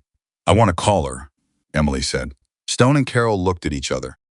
That's something Patricia would need to coordinate, Carol said carefully, to make sure it doesn't create any legal complications for either of you. But I think it's absolutely something that could happen. Then let's make it happen, Emily said. Stone's phone buzzed. He looked at it, looked up. The alertness was back, that shift in posture, that quality of recalibration. What? Emily said. Ryan's attorney filed a motion this morning, Stone said, requesting reduced bail on the grounds that the confrontation in the cafe was mischaracterized and that Walker entered the premises voluntarily to attempt a civil conversation. The table processed that in silence. Jess, who had come out from the counter at some point in the past 10 minutes, without Emily noticing, and was standing near the booth with a coffee pot she had no current reason to be holding, said, civil conversation. He grabbed her wrist in front of 100 people. He did, Stone said, which is why there's a security recording, 4 witness statements already on file, and 112 people who saw the initial approach through the window. He put his phone away. The motion is not going to go well for him. But it means he's fighting, Emily said. Yes, Stone looked at her directly. It means he's fighting. Told you last night, this is where they fight hardest. This is the part where you have to be equally hard, not aggressive, not reactive, just consistent, clear. You tell your truth the same way every time they ask you to tell it, and you let the evidence do what evidence does. Emily nodded. Patricia will prep me? Extensively, Carol said. She doesn't put anyone in front of anyone without extensive preparation. Okay, Emily breathed. Okay, the morning moved forward. Around 11. Margaret came in, the retired school teacher, Tuesday soup regular, chair mover, and she didn't order anything right away, but came directly to the booth where Emily and Carol were still sitting, Carol having found reasons to extend her stay through a second and now a third cup of coffee. Margaret sat down across from them and put both hands on the table and said, I made some calls this morning. Emily looked at her. I was a teacher for 31 years, Margaret said. High school English. And in 31 years, you see things. You recognize things. She paused. I should have recognized them faster yesterday. I saw you come in home 14 months ago, and I've watched you every Tuesday since, and I could see there was something, but I told myself it wasn't my business. Margaret, let me finish, Margaret said. I told myself it wasn't my business, and that's the thing I need to sit with, because it is our business. It's all of our business when someone is living like that, checking every shadow, apologizing for nothing, making herself smaller every time a door opens. Her jaw set. I made calls this morning because I have former students who work in the county social services office and one who works in the courthouse, and I wanted to know who to put you in touch with and what resources actually exist and how to navigate the parts of this are going to be bureaucratic and slow and frustrating. She slid a handwritten list across the table, names and phone numbers in neat, precise handwriting. Emily looked at the list. She thought about how she had come to Arizona alone with 2 suitcases and $40 and no one's phone number. She thought about the rules, the parking lot checks, 14 months of building something from nothing in the belief that nothing was all she deserved because a man had spent 2 years telling her so in ways that were too subtle to easily name. She looked at the list again. 8 names, 8 phone numbers, people who had been reached this morning by a retired school teacher who had told herself it wasn't her business and then decided that it was. Thank you, Emily said. Margaret folded her hands. Don't thank me, she said crisply. Let me help. That's the same thing, Emily said. Margaret almost smiled. Fine, then yes. You're welcome. The afternoon brought something Emily hadn't anticipated. Around 2 o'clock, a woman walked into the cafe that Emily didn't recognize. 40s, careful posture, the look of someone who is dressed professionally for a meeting they're nervous about. She came to the counter and asked for Emily Carter specifically, and when Emily came out from the kitchen and said that was her, the woman said, My name is Dana. I was at a table near the window yesterday. Emily waited. Didn't do anything, Dana said. When he grabbed your wrist, I was right there, and I just watched. I've been thinking about it all night and all morning, and I needed to come back and say that I'm sorry. Emily looked at her, really looked at her, at the effort it had taken to come back, to find the parking lot and walk through the door again, and ask for someone by name, to arrive in a place where you had failed a small but real test of courage and ask for the chance to say so. You gave a statement to the police, Emily said carefully. Just told me someone near the window gave a statement. Dana blinked. Yes, that was you? Yes, but that matters, Emily said. That's not nothing. It was after the fact, after someone else moved first. That's still moving, Emily said. She heard, she said it, something that sounded slightly like the things Stone had said to her, and the things Margaret had said, the things Carol had said. She understood for the first time that these were not from separate people, but the same truth, arriving from multiple directions. What you do after the freeze is what counts. What you do after the worst moment is what defines you. Dana stood at the counter for a moment. Then she said, Is there anything I can do now, going forward? Emily thought about it. Do you know anyone, she said. Anyone at all, friend, family member, co-worker who you've wondered about? The way people wondered about me and told themselves it wasn't their business. Dana's face moved, a complicated private movement that answered the question before her words did. My sister, she said quietly. Then go talk to her, Emily said. That's the thing you can do. Dana left 20 minutes later. She came back the following week with her sister, a woman named Karen, who sat across from Emily for 45 minutes over coffee and said almost nothing for the first 30 minutes, and then started talking and did not entirely stop. Emily connected Karen with Carol. Carol connected Karen with Patricia's network. 3 weeks later, Karen filed a report. The ripple was already moving, and Emily couldn't see most of it yet, but it was there. The call from Patricia came at 4 in the afternoon. Bail motion was denied. Patricia said, the same brisk, confident voice that Emily was coming to find deeply reassuring. The judge cited the tracker, the state line crossing, and the prior Nevada filing. He stays in custody pending the federal review. Emily gripped the phone. Stays in, she said, for now. This will move slowly, federal cases do. The foundation is solid. Forensic analysis of the spoof text is underway. Angela has formally agreed to cooperate with the prosecution. Beat. Just one. The first time Emily had heard anything approaching emphasis in Patricia's delivery, the detective found something else this morning. What? Ryan Walker's phone, Patricia said. The location data on his phone shows he was in the Silver Canyon Motorcycle Cafe parking lot on 5 separate occasions in the past 11 weeks. Not just 11 days ago, 5 times. The cafe counter was solid under Emily's hand. She pressed into it 5 times. He'd been in her parking lot 5 times in 11 weeks. And she had checked her mirrors and followed her rules and had never once known. He had sat outside her workplace. Within sight of the building, she spent 40 hours a week inside, watched and waited, driven away, come back again. 5 times before he walked through the door. Emily, Patricia's voice still precise, but with something underneath it. I know how that sounds. I know how it lands. I need you to hear what I'm going to say next.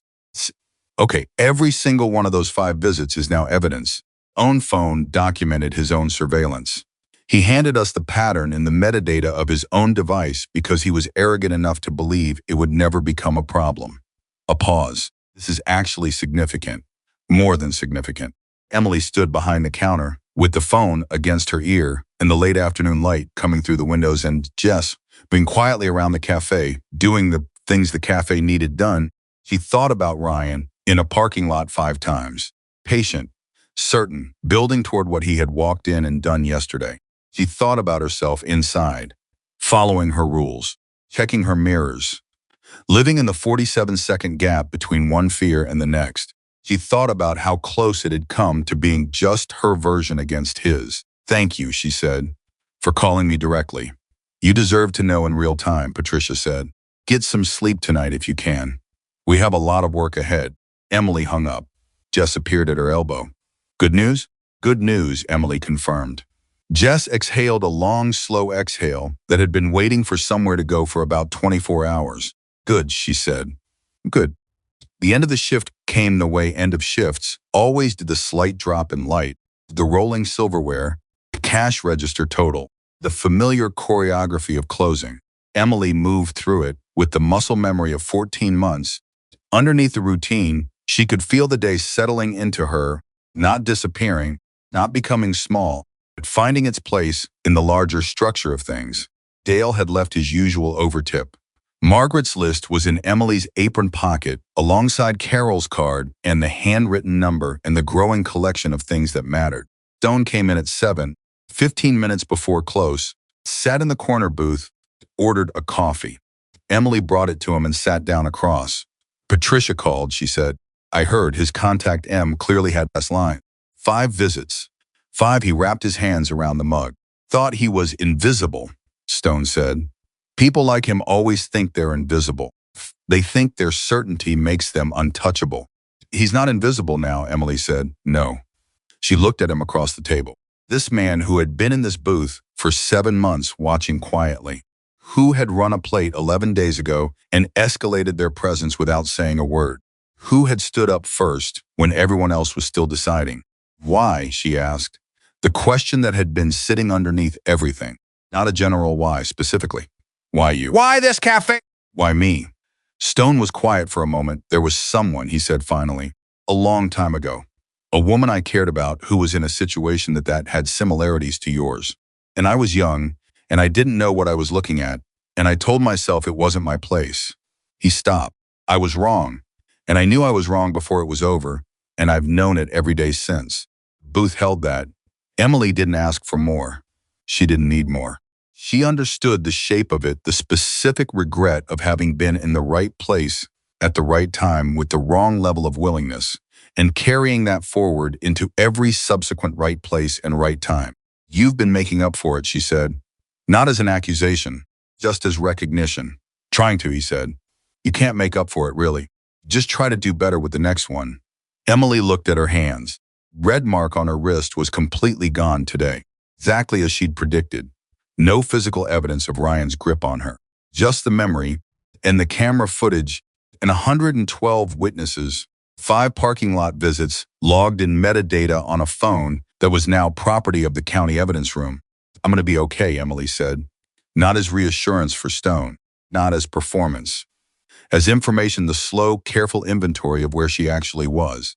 Stone looked at her. I know, he said. I knew that before yesterday. Second Tuesday, she said. Second Tuesday, he confirmed. She picked up her order pad and stood up. More coffee, she asked. Stone looked at his mug. Please, he said. She poured it. The cafe did what the cafe always did. At the end of a day, it settled into itself, warm and ordinary, the radio low from the kitchen, the highway quiet outside, the lights throwing their steady gold across every table where people had sat and eaten and talked and sometimes needed to be seen. Inside that ordinary, something had permanently changed.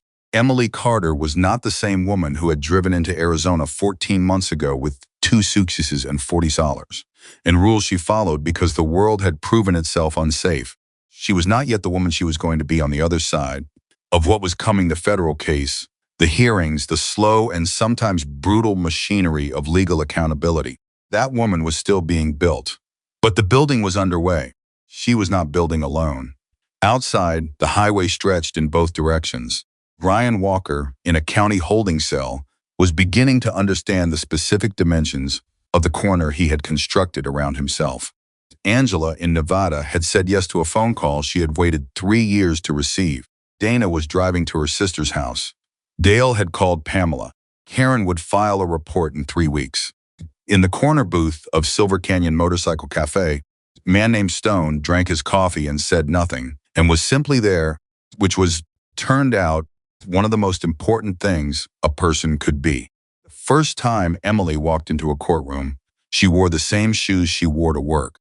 She had thought about that choice the night before, standing in front of the small closet in the rented room above the garage, looking at her options, which weren't many. She had thought about whether she should buy something new, something that said she was taking this seriously, something that communicated to the room that she understood the weight of what was happening. Then she had looked at her work. Shoes worn, sensible. The shoes of a woman who had been on her feet for 14 months, building something from nothing, and she had put them on. Because she was taking it seriously. She had been taking it seriously every single day for 14 months. In every small act of survival, in every parking lot check and exit route memorized and rule followed. She didn't need new shoes to prove that. Patricia met her outside the courthouse at 8:45. She was carrying 2 coffees and a leather folder thick with documents. She handed Emily one of the coffees. Without asking how she took it, she had learned, over the past 6 weeks of preparation, that Emily took it black and said, "How are you feeling?" "Like I didn't sleep enough," Emily said, which is accurate. "That's normal," Patricia said. "Today is a preliminary hearing. Ryan won't be speaking. His attorney will make arguments and I will make better ones, and the judge will rule on the evidentiary motions. You're here to observe and to be visible. Nothing more." "Visible," Emily repeated. "It matters," Patricia said. "Your presence in that room matters. It says something that cannot be said in a document." She paused. "Says you're not hiding anymore." Emily looked at the courthouse entrance. She thought about every time she had imagined this and talked herself out of believing it would happen. Every time, the reasonable voice in the back of her head, the voice that sounded just enough like Ryan, that she had troubles distinguishing them, had told her that nobody would believe her, that the system was designed to swallow stories like hers. She was one woman against a man who was very good at sounding perfectly reasonable. She had 6 weeks of Patricia Voss now and Angela, Carol, and Margaret's list. Forensic technicians report confirming that Every single one of the 14 texts supposedly sent from Emily's number had been generated by a spoofing application linked to a device registered to Ryan Walker's email address, faked the text from his own device. The arrogance of it still took her breath away sometimes. Absolute, bone-deep certainty that he would never be caught, that he was too careful, too smart, that the version of reality he constructed would hold because it always had before. Because Angela had walked back her report, because Emily had run instead of filing, because every time Ryan Walker had pushed the story in the direction he wanted it to go, the story had moved. Till Tuesday, until a man named Stone sits in a corner booth. "Ready?" Patricia asked. "No," Emily said honestly, "but I'm going anyway." Patricia almost smiled. It was the closest Emily had seen her come to one. "That's the right answer," she said. They went inside. Courtroom was smaller than the ones on television, which somehow made it both less intimidating and more real. Wooden benches, fluorescent light, the particular institutional smell of a building where serious things happened on an ordinary schedule. Emily sat in the gallery behind Patricia's table and folded her hands in her lap and breathed carefully and did not look at Ryan's side of the room. Then she looked at Ryan's side of the room. She had prepared herself for this. Patricia had told her it was important to do it early, to get the first look over with, while she still had control of the moment, because the worst thing was the anticipation of the look, not the look itself. So Emily turned her head, and she looked.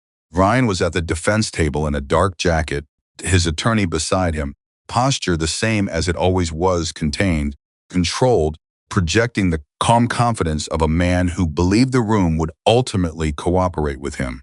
He was looking at some papers in front of him. He had not seen her yet. Then he looked up. Their eyes met.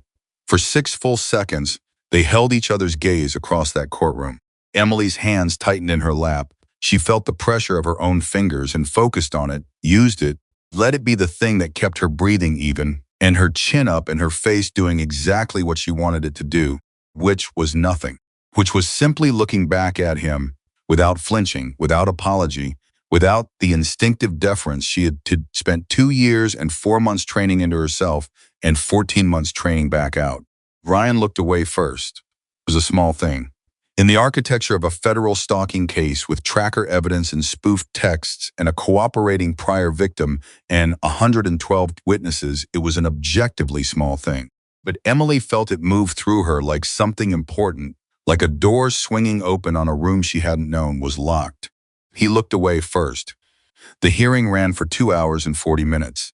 Emily understood portions of it, and not others. Patricia had prepared her for this, told her that legal proceedings were in large part a language that took years to learn, and that her job today was not to understand every word, but to be present and steady and let the attorneys do what attorneys did. So Emily sat and watched and listened and noted the moments when Patricia's voice took on a particular quality of precision, not louder, never louder, but more exact, more deliberate, the voice of someone placing each word with the care of a person who knows exactly where every piece goes. Judge was a woman in her 60s with reading glasses on a beaded chain, and the expression of someone who had been running these proceedings long enough to have very little patience for anything that wasted her time. She ruled on 4 evidentiary motions in the first hour. She ruled in Emily's favor on 3 of them. The 4th motion, to exclude the prior Nevada filing from Angela, the judge reserved for further review. Emily's stomach dropped. Patricia turned and caught her eye and gave a single small shake of her head that meant, "This is normal. This is not bad news. This is procedure." Emily breathed. During the brief recess, Patricia came back to the gallery and sat beside Emily and spoke in a low, rapid voice. "The reserved ruling on the Angela motion is expected," she said. "Defense is going to argue prior bad acts rules. Judge is careful, and she's reviewing it properly." That's actually what you want, a judge who reviews carefully rather than ruling fast in either direction. "What are the chances she excludes it?" Emily asked. "Low," Patricia said. "The pattern of behavior across 2 victims with the same methodology is relevant and admissible. Defense will make noise about it." She paused. "How are you holding up?" "I looked at him," Emily said. Patricia waited. "He looked away first," Emily said. Patricia looked at her for a moment. "Then good," she said. Simply, directly, like the fact of it mattered.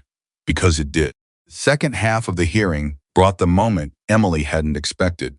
Ryan's attorney, a compact man named Greer, who had the practiced energy of someone accustomed to making things sound more reasonable than they were, stood up to address the tracker evidence and said, with a confidence that immediately raised something cold. Along Emily's spine, Your Honor, the defense intends to demonstrate that the device in question was placed on Miss Carter's vehicle by a third party unknown to our client, and that Mr. Walker had no knowledge of its presence or its operation. Courtroom absorbed that. Emily heard it and understood it immediately, not the legal strategy of it, not the procedural mechanics, but the human shape of it. Ryan was going to claim someone else put the tracker there. He was going to construct an alternative reality in which he was not the surveiller, but the person being framed by an unidentified enemy. He was going to do in a federal courtroom with a federal charge exactly what he had always done: take the story and turn it until it faced a different direction. Tricia was on her feet before Greer finished his sentence. Your Honor, the tracker was purchased using a credit card linked to Mr. Walker's account 11 weeks before it was discovered on Ms. Carter's vehicle. The purchase record has been submitted as Exhibit 7. Additionally, the device's data log shows it was activated from a phone registered to Mr. Walker's email address. The defense's alternative party theory has no evidentiary foundation whatsoever. Greer responded. Patricia responded to his response. The judge listened with the expression of someone filing information efficiently and asked 3 questions, each of which was more specific than the last, each of which Greer answered with decreasing confidence. Emily watched Ryan during this exchange. He was very still. Kind of still that takes effort. The kind of still that is not calm but is performing calm, and performing it well because he had been doing it for a very long time. FMLAC 2 years and 4 months studying Ryan Walker's stillness, learning the difference between his real stillness and his performed stillness, because her physical safety had sometimes depended on getting that distinction right. This was performed. He knew the tracker argument wasn't going to hold. He had known when his attorney stood up and made it that it wasn't going to hold. He had made the argument anyway because that was the only move available, because the alternative was silence, and Ryan Walker did not do silence when he could do noise. The judge ruled from the bench, fast and clean. The tracker evidence would stand in its entirety. Alternative party claim was noted and dismissed for lack of evidentiary support. Something in Ryan's jaw moved, barely perceptible. Emily perceived it.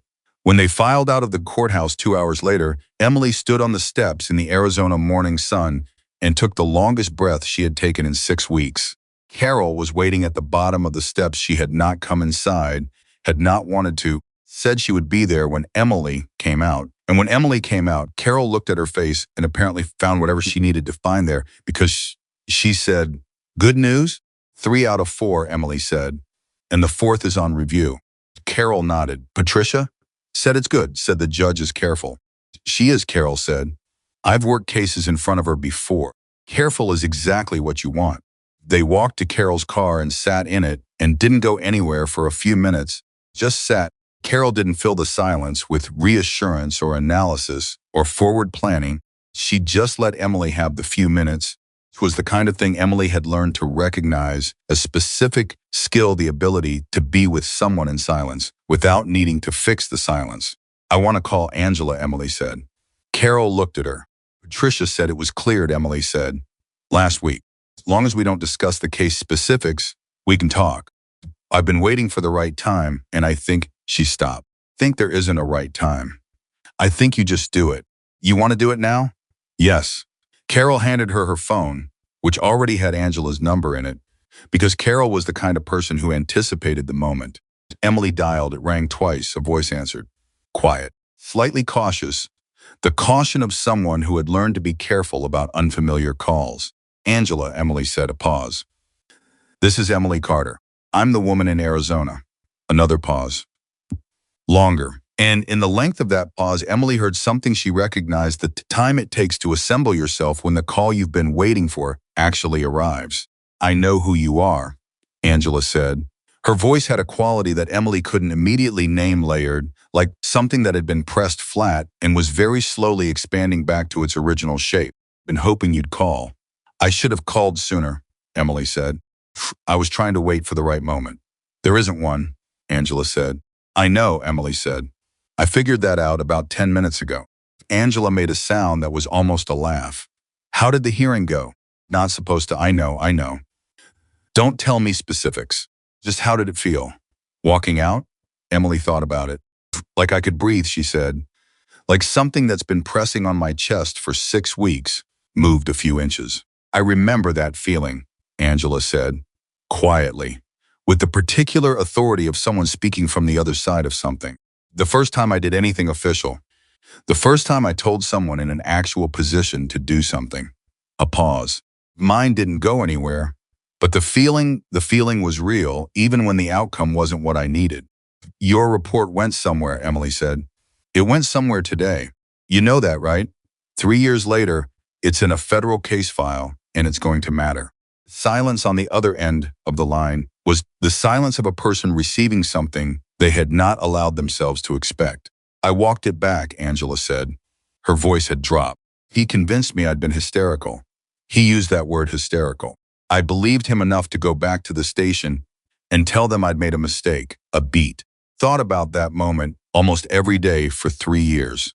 I know, Emily said, I know that kind of thinking, kind that goes back to one moment and asks, what would have happened if you'd chosen differently? She pressed her hand against the dashboard of Carol's car. But Angela, you didn't walk it back because you were weak. You walked it back because he was very good at making strong people doubt themselves. That's the whole mechanism. That's the whole thing. Silence. Then Angela said, did you ever doubt yourself while it was happening? Every day, Emily said without hesitation, every single day. There were days I thought I was the problem, that I was too sensitive or too reactive, or that I was misreading everything. He was very good at making you feel like the version of reality that was right in front of you was actually your own misinterpretation. Yes, Angela said, one word. But with the weight of 3 years in it, we're going to get through this, Emily said. The legal part and the part after the legal part, both of them. She paused. I don't know you yet, but I'd like to. Another long pause. I'd like that too, Angela said. They talked for 23 more minutes, carefully, navigating around the case, specifics with the practiced delicacy of two people who understood the rules and respected them, talking instead about the before and the after and the complicated geography of rebuilding a life in the aftermath of someone who tried to flatten it. Talked about the specific loneliness of knowing what you know and not being believed. About the way recovery was not a line but a landscape, not forward progress so much as expanding territory, more room to move, more light. When Emily hung up, Carol was looking straight ahead through the windshield, giving Emily the privacy of not being watched. She's going to be okay, Emily said. I know, Carol said. She's been working toward okay for 3 years. She just needed today to know the work wasn't for nothing. They drove back towards Silver Canyon in the morning sun. The weeks that followed moved in 2 registers simultaneously, the slow, grinding machinery of federal proceedings, which Patricia navigated with the same calm precision she brought to everything, the faster, warmer rhythm of the life Emily was actively building. She moved out of the room above the garage. It wasn't dramatic, simply time. Carol had connected her with a program that offered transitional housing support.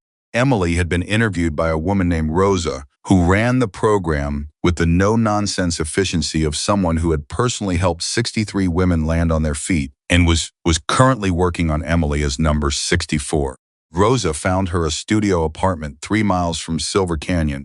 First month covered, lease in Emily's name, keys in Emily's hand.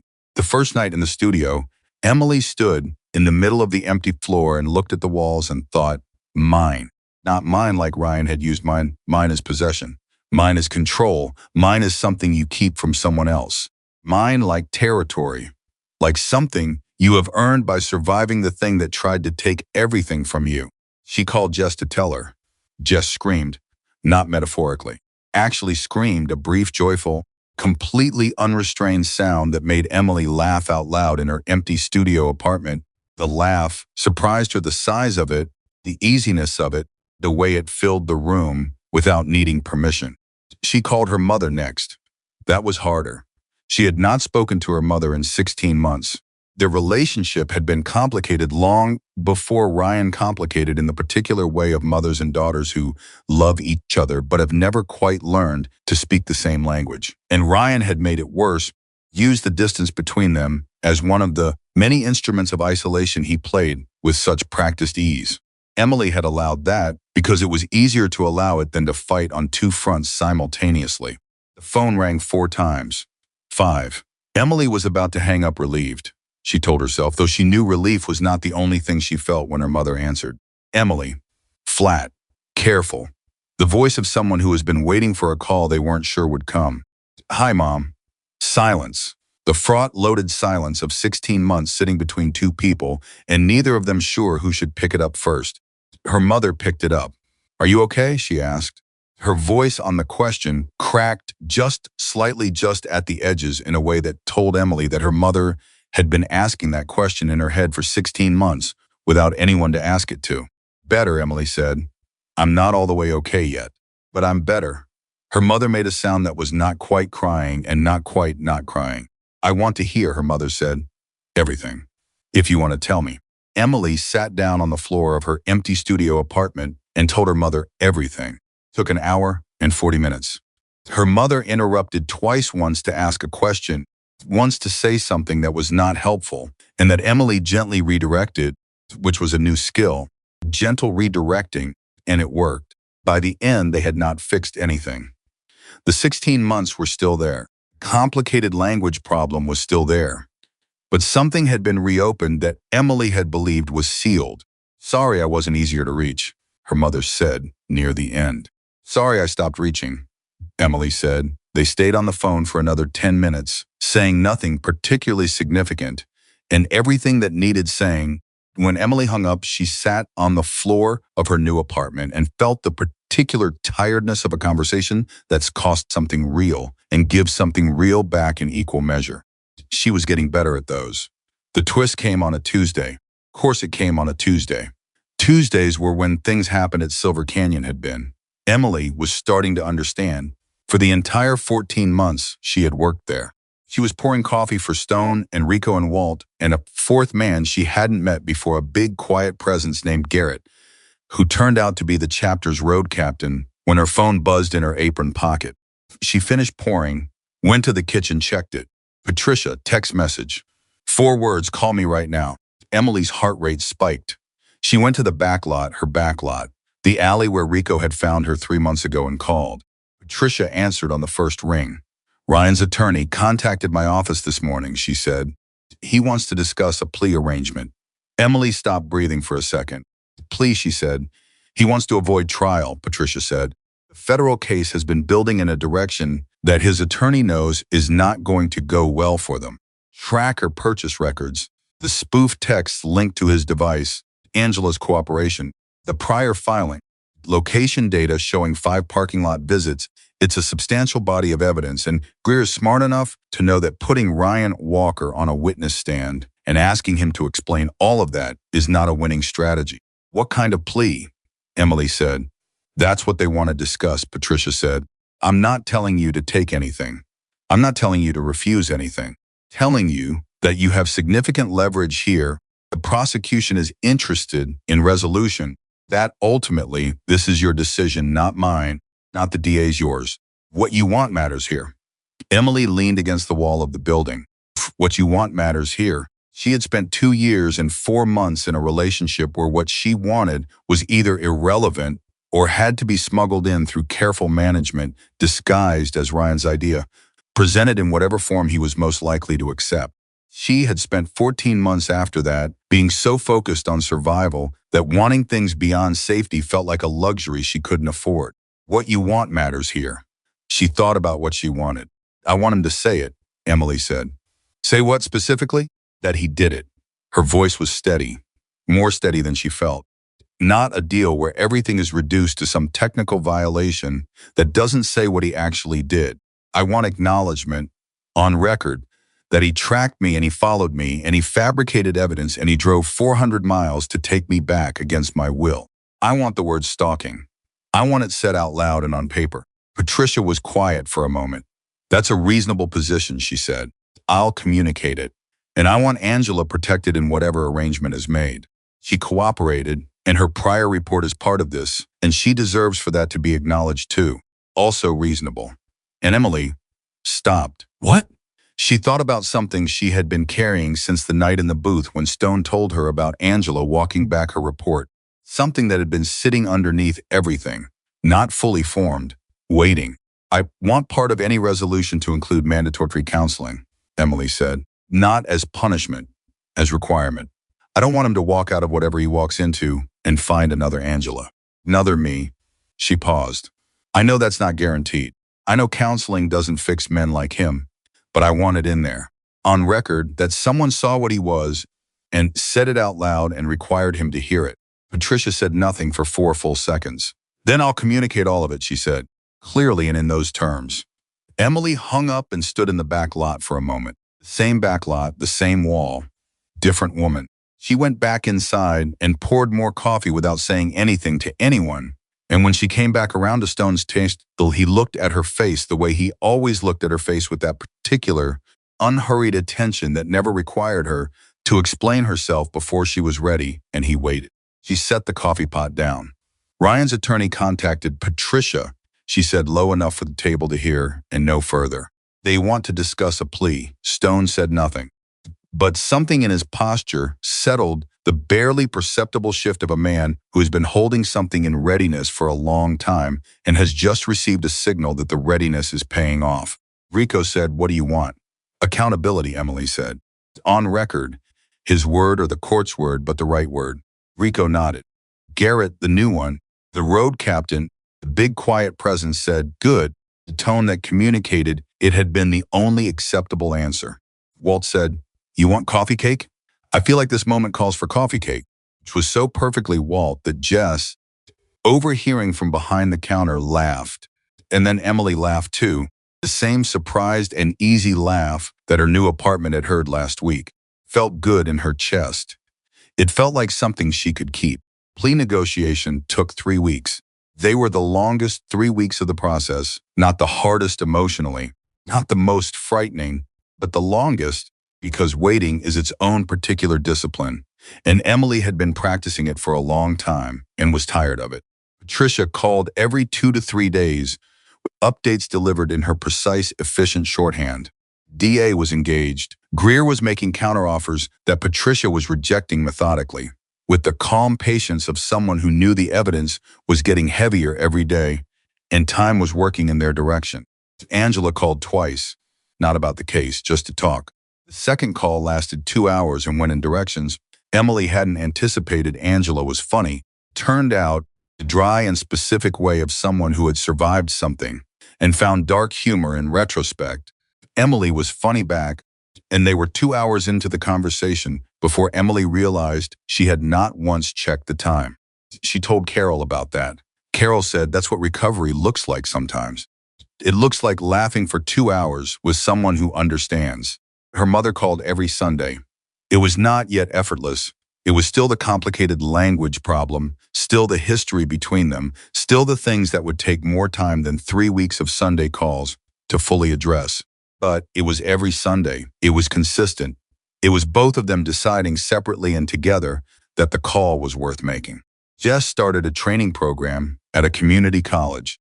She told Emily about it in the cafe one morning, slightly embarrassed, slightly proud, in the way of someone who is doing something brave and isn't sure yet whether it's appropriate to call it brave. "You should call it brave," Emily told her, "because that's what it is. Community college," Jess said. "You're 24 and you're building something," Emily said. "Brave at any institution." Jess looked at her. "You sound different than you used to," she said. "Different how?" Jess considered. "More like yourself," she said finally. "If that makes sense." It made complete sense. 3 weeks and 2 days after Patricia said Ryan's attorney called, Patricia called again. Early morning, Emily was in the studio, coffee in hand, about to leave for work. "We have an agreement," Patricia said. Emily set down her coffee. "Tell me, federal stalking charge, guilty plea, no reduction in charge classification." The word stalking is in the document in clear language. 18 months in federal custody, 3 years supervised release, mandatory participation in a batterer's intervention program for the duration of supervised release, and an indefinite restraining order across state lines that covers you, your workplace, your vehicle, and Angela Chen. A pause. Angela Chen. I wanted you to know her last name. She said I could tell you. Angela Chen, a woman Emily had never met, who had filed a report 3 years ago and walked it back and carried the weight of it for 36 months. His name was now in a federal document alongside Emily's. Courage had not disappeared, even when she'd believed it had. Angela Chen. Emily pressed her hand flat against her chest. Stalking, she asked. His attorney entered the plea on his behalf, Patricia said carefully. He was present. He did not contest it. That's not the same as him saying it. No, Patricia said, it's not. I want to be honest with you about that. He did not say the word. The court said the word. The document says the word. Record says the word. But he did not personally say it out loud. Emily thought about that. She had known, somewhere practical and unsentimental, that this was probably the realistic outcome, that Ryan Walker would not be the kind of man who looked at what he had done and named it accurately. The naming would have to come from outside, from the document and the record and the court. She had wanted him to say it. She didn't get that. She got everything else. Is it enough? Patricia asked, not pushing, genuinely asking. Emily thought about what enough meant, whether enough was a place you arrived at or a decision you made, whether it could be both. It's what's real, Emily said. I'm going to let that be enough. Patricia said, I think that's a very wise thing to say. Emily called Angela immediately after she hung up. Angela answered on the first ring, which told Emily that Angela had also been sitting with her coffee waiting. You heard? Emily asked. I heard, Angela said. Neither of them spoke for a moment. Then Angela said, I keep thinking about the report, the one I walked back. I keep thinking if I hadn't. If I had don't, Emily said. I mean it, don't. You did what you could with what you had at the moment you had it. Still mattered. Even walked back, it mattered. It was in the file. It was part of the pattern. It was there. She paused. You were there. Even when you thought you weren't, you were there. Silence. Then Angela said in a voice that was quiet and steady, and 3 years worth of something finally releasing, thank you. Calling me the first time. For saying it mattered. Did, Emily said. It does. They made a plan. Then not certain, not official. Still soft at the edges to meet in person when things settled. Somewhere neutral. Somewhere that belonged to neither of them yet, but might come to belong to a version of their friendship that neither of them could fully imagine yet. Emily liked that. She liked having something she couldn't fully imagine yet. It meant the future was larger than she could see. She texted Stone before she texted anyone else. 3 words, it's over. Plea. His response came in 40 seconds, which, for Stone, was practically immediate. Said, good. You did that. She stared at the text for a long moment. She wanted to argue with it, to say that she hadn't done it alone, that it had been Patricia and Carol and Angela and Margaret and Dale and Jess and 112 people in a parking lot on a Tuesday afternoon. She wanted to distribute the credit evenly, the way she had always distributed everything, giving away her share, keeping less than she was owed. She didn't argue with it. She typed back, thank you for standing up. Response, it was a booth. Not very far to stand. She laughed. She went to work. It was a Tuesday. Of course it was a Tuesday. On that Tuesday, Silver Canyon Motorcycle Cafe was exactly what it had always been on the outside, the same tables, the same counter, the same radio low from the kitchen, the same Arizona light through the same windows. But inside, in the way that places absorb the things that happen in them, it was also something it had not been before that Tuesday 2 months ago when a door opened and a man walked through it, expecting to find a woman he could still control. Emily Carter put on her apron. She put the order pad in the pocket and the pen behind her ear.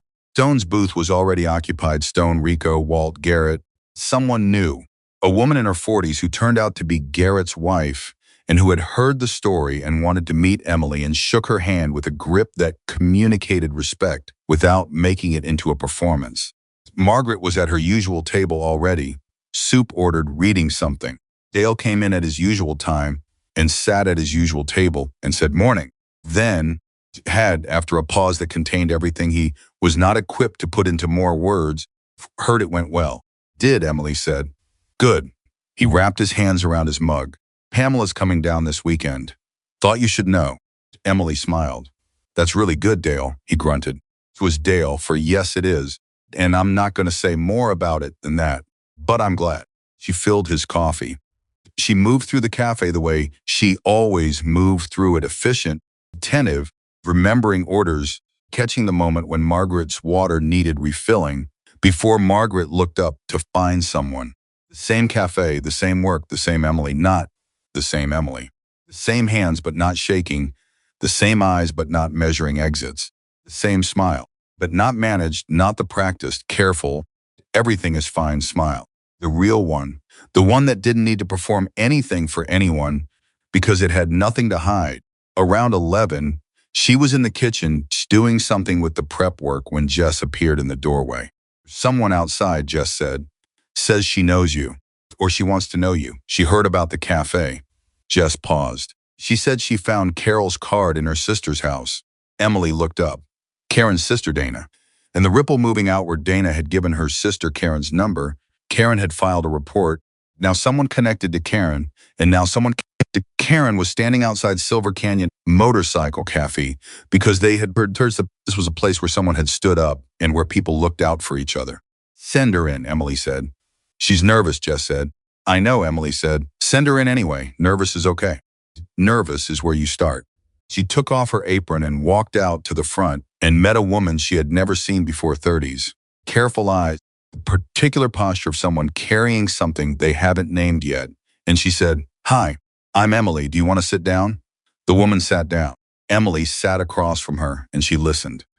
Because that was the thing she had learned, not the legal system, not the advocacy infrastructure, not the mechanics of evidence and pleas and federal charges, though she had learned all of those too.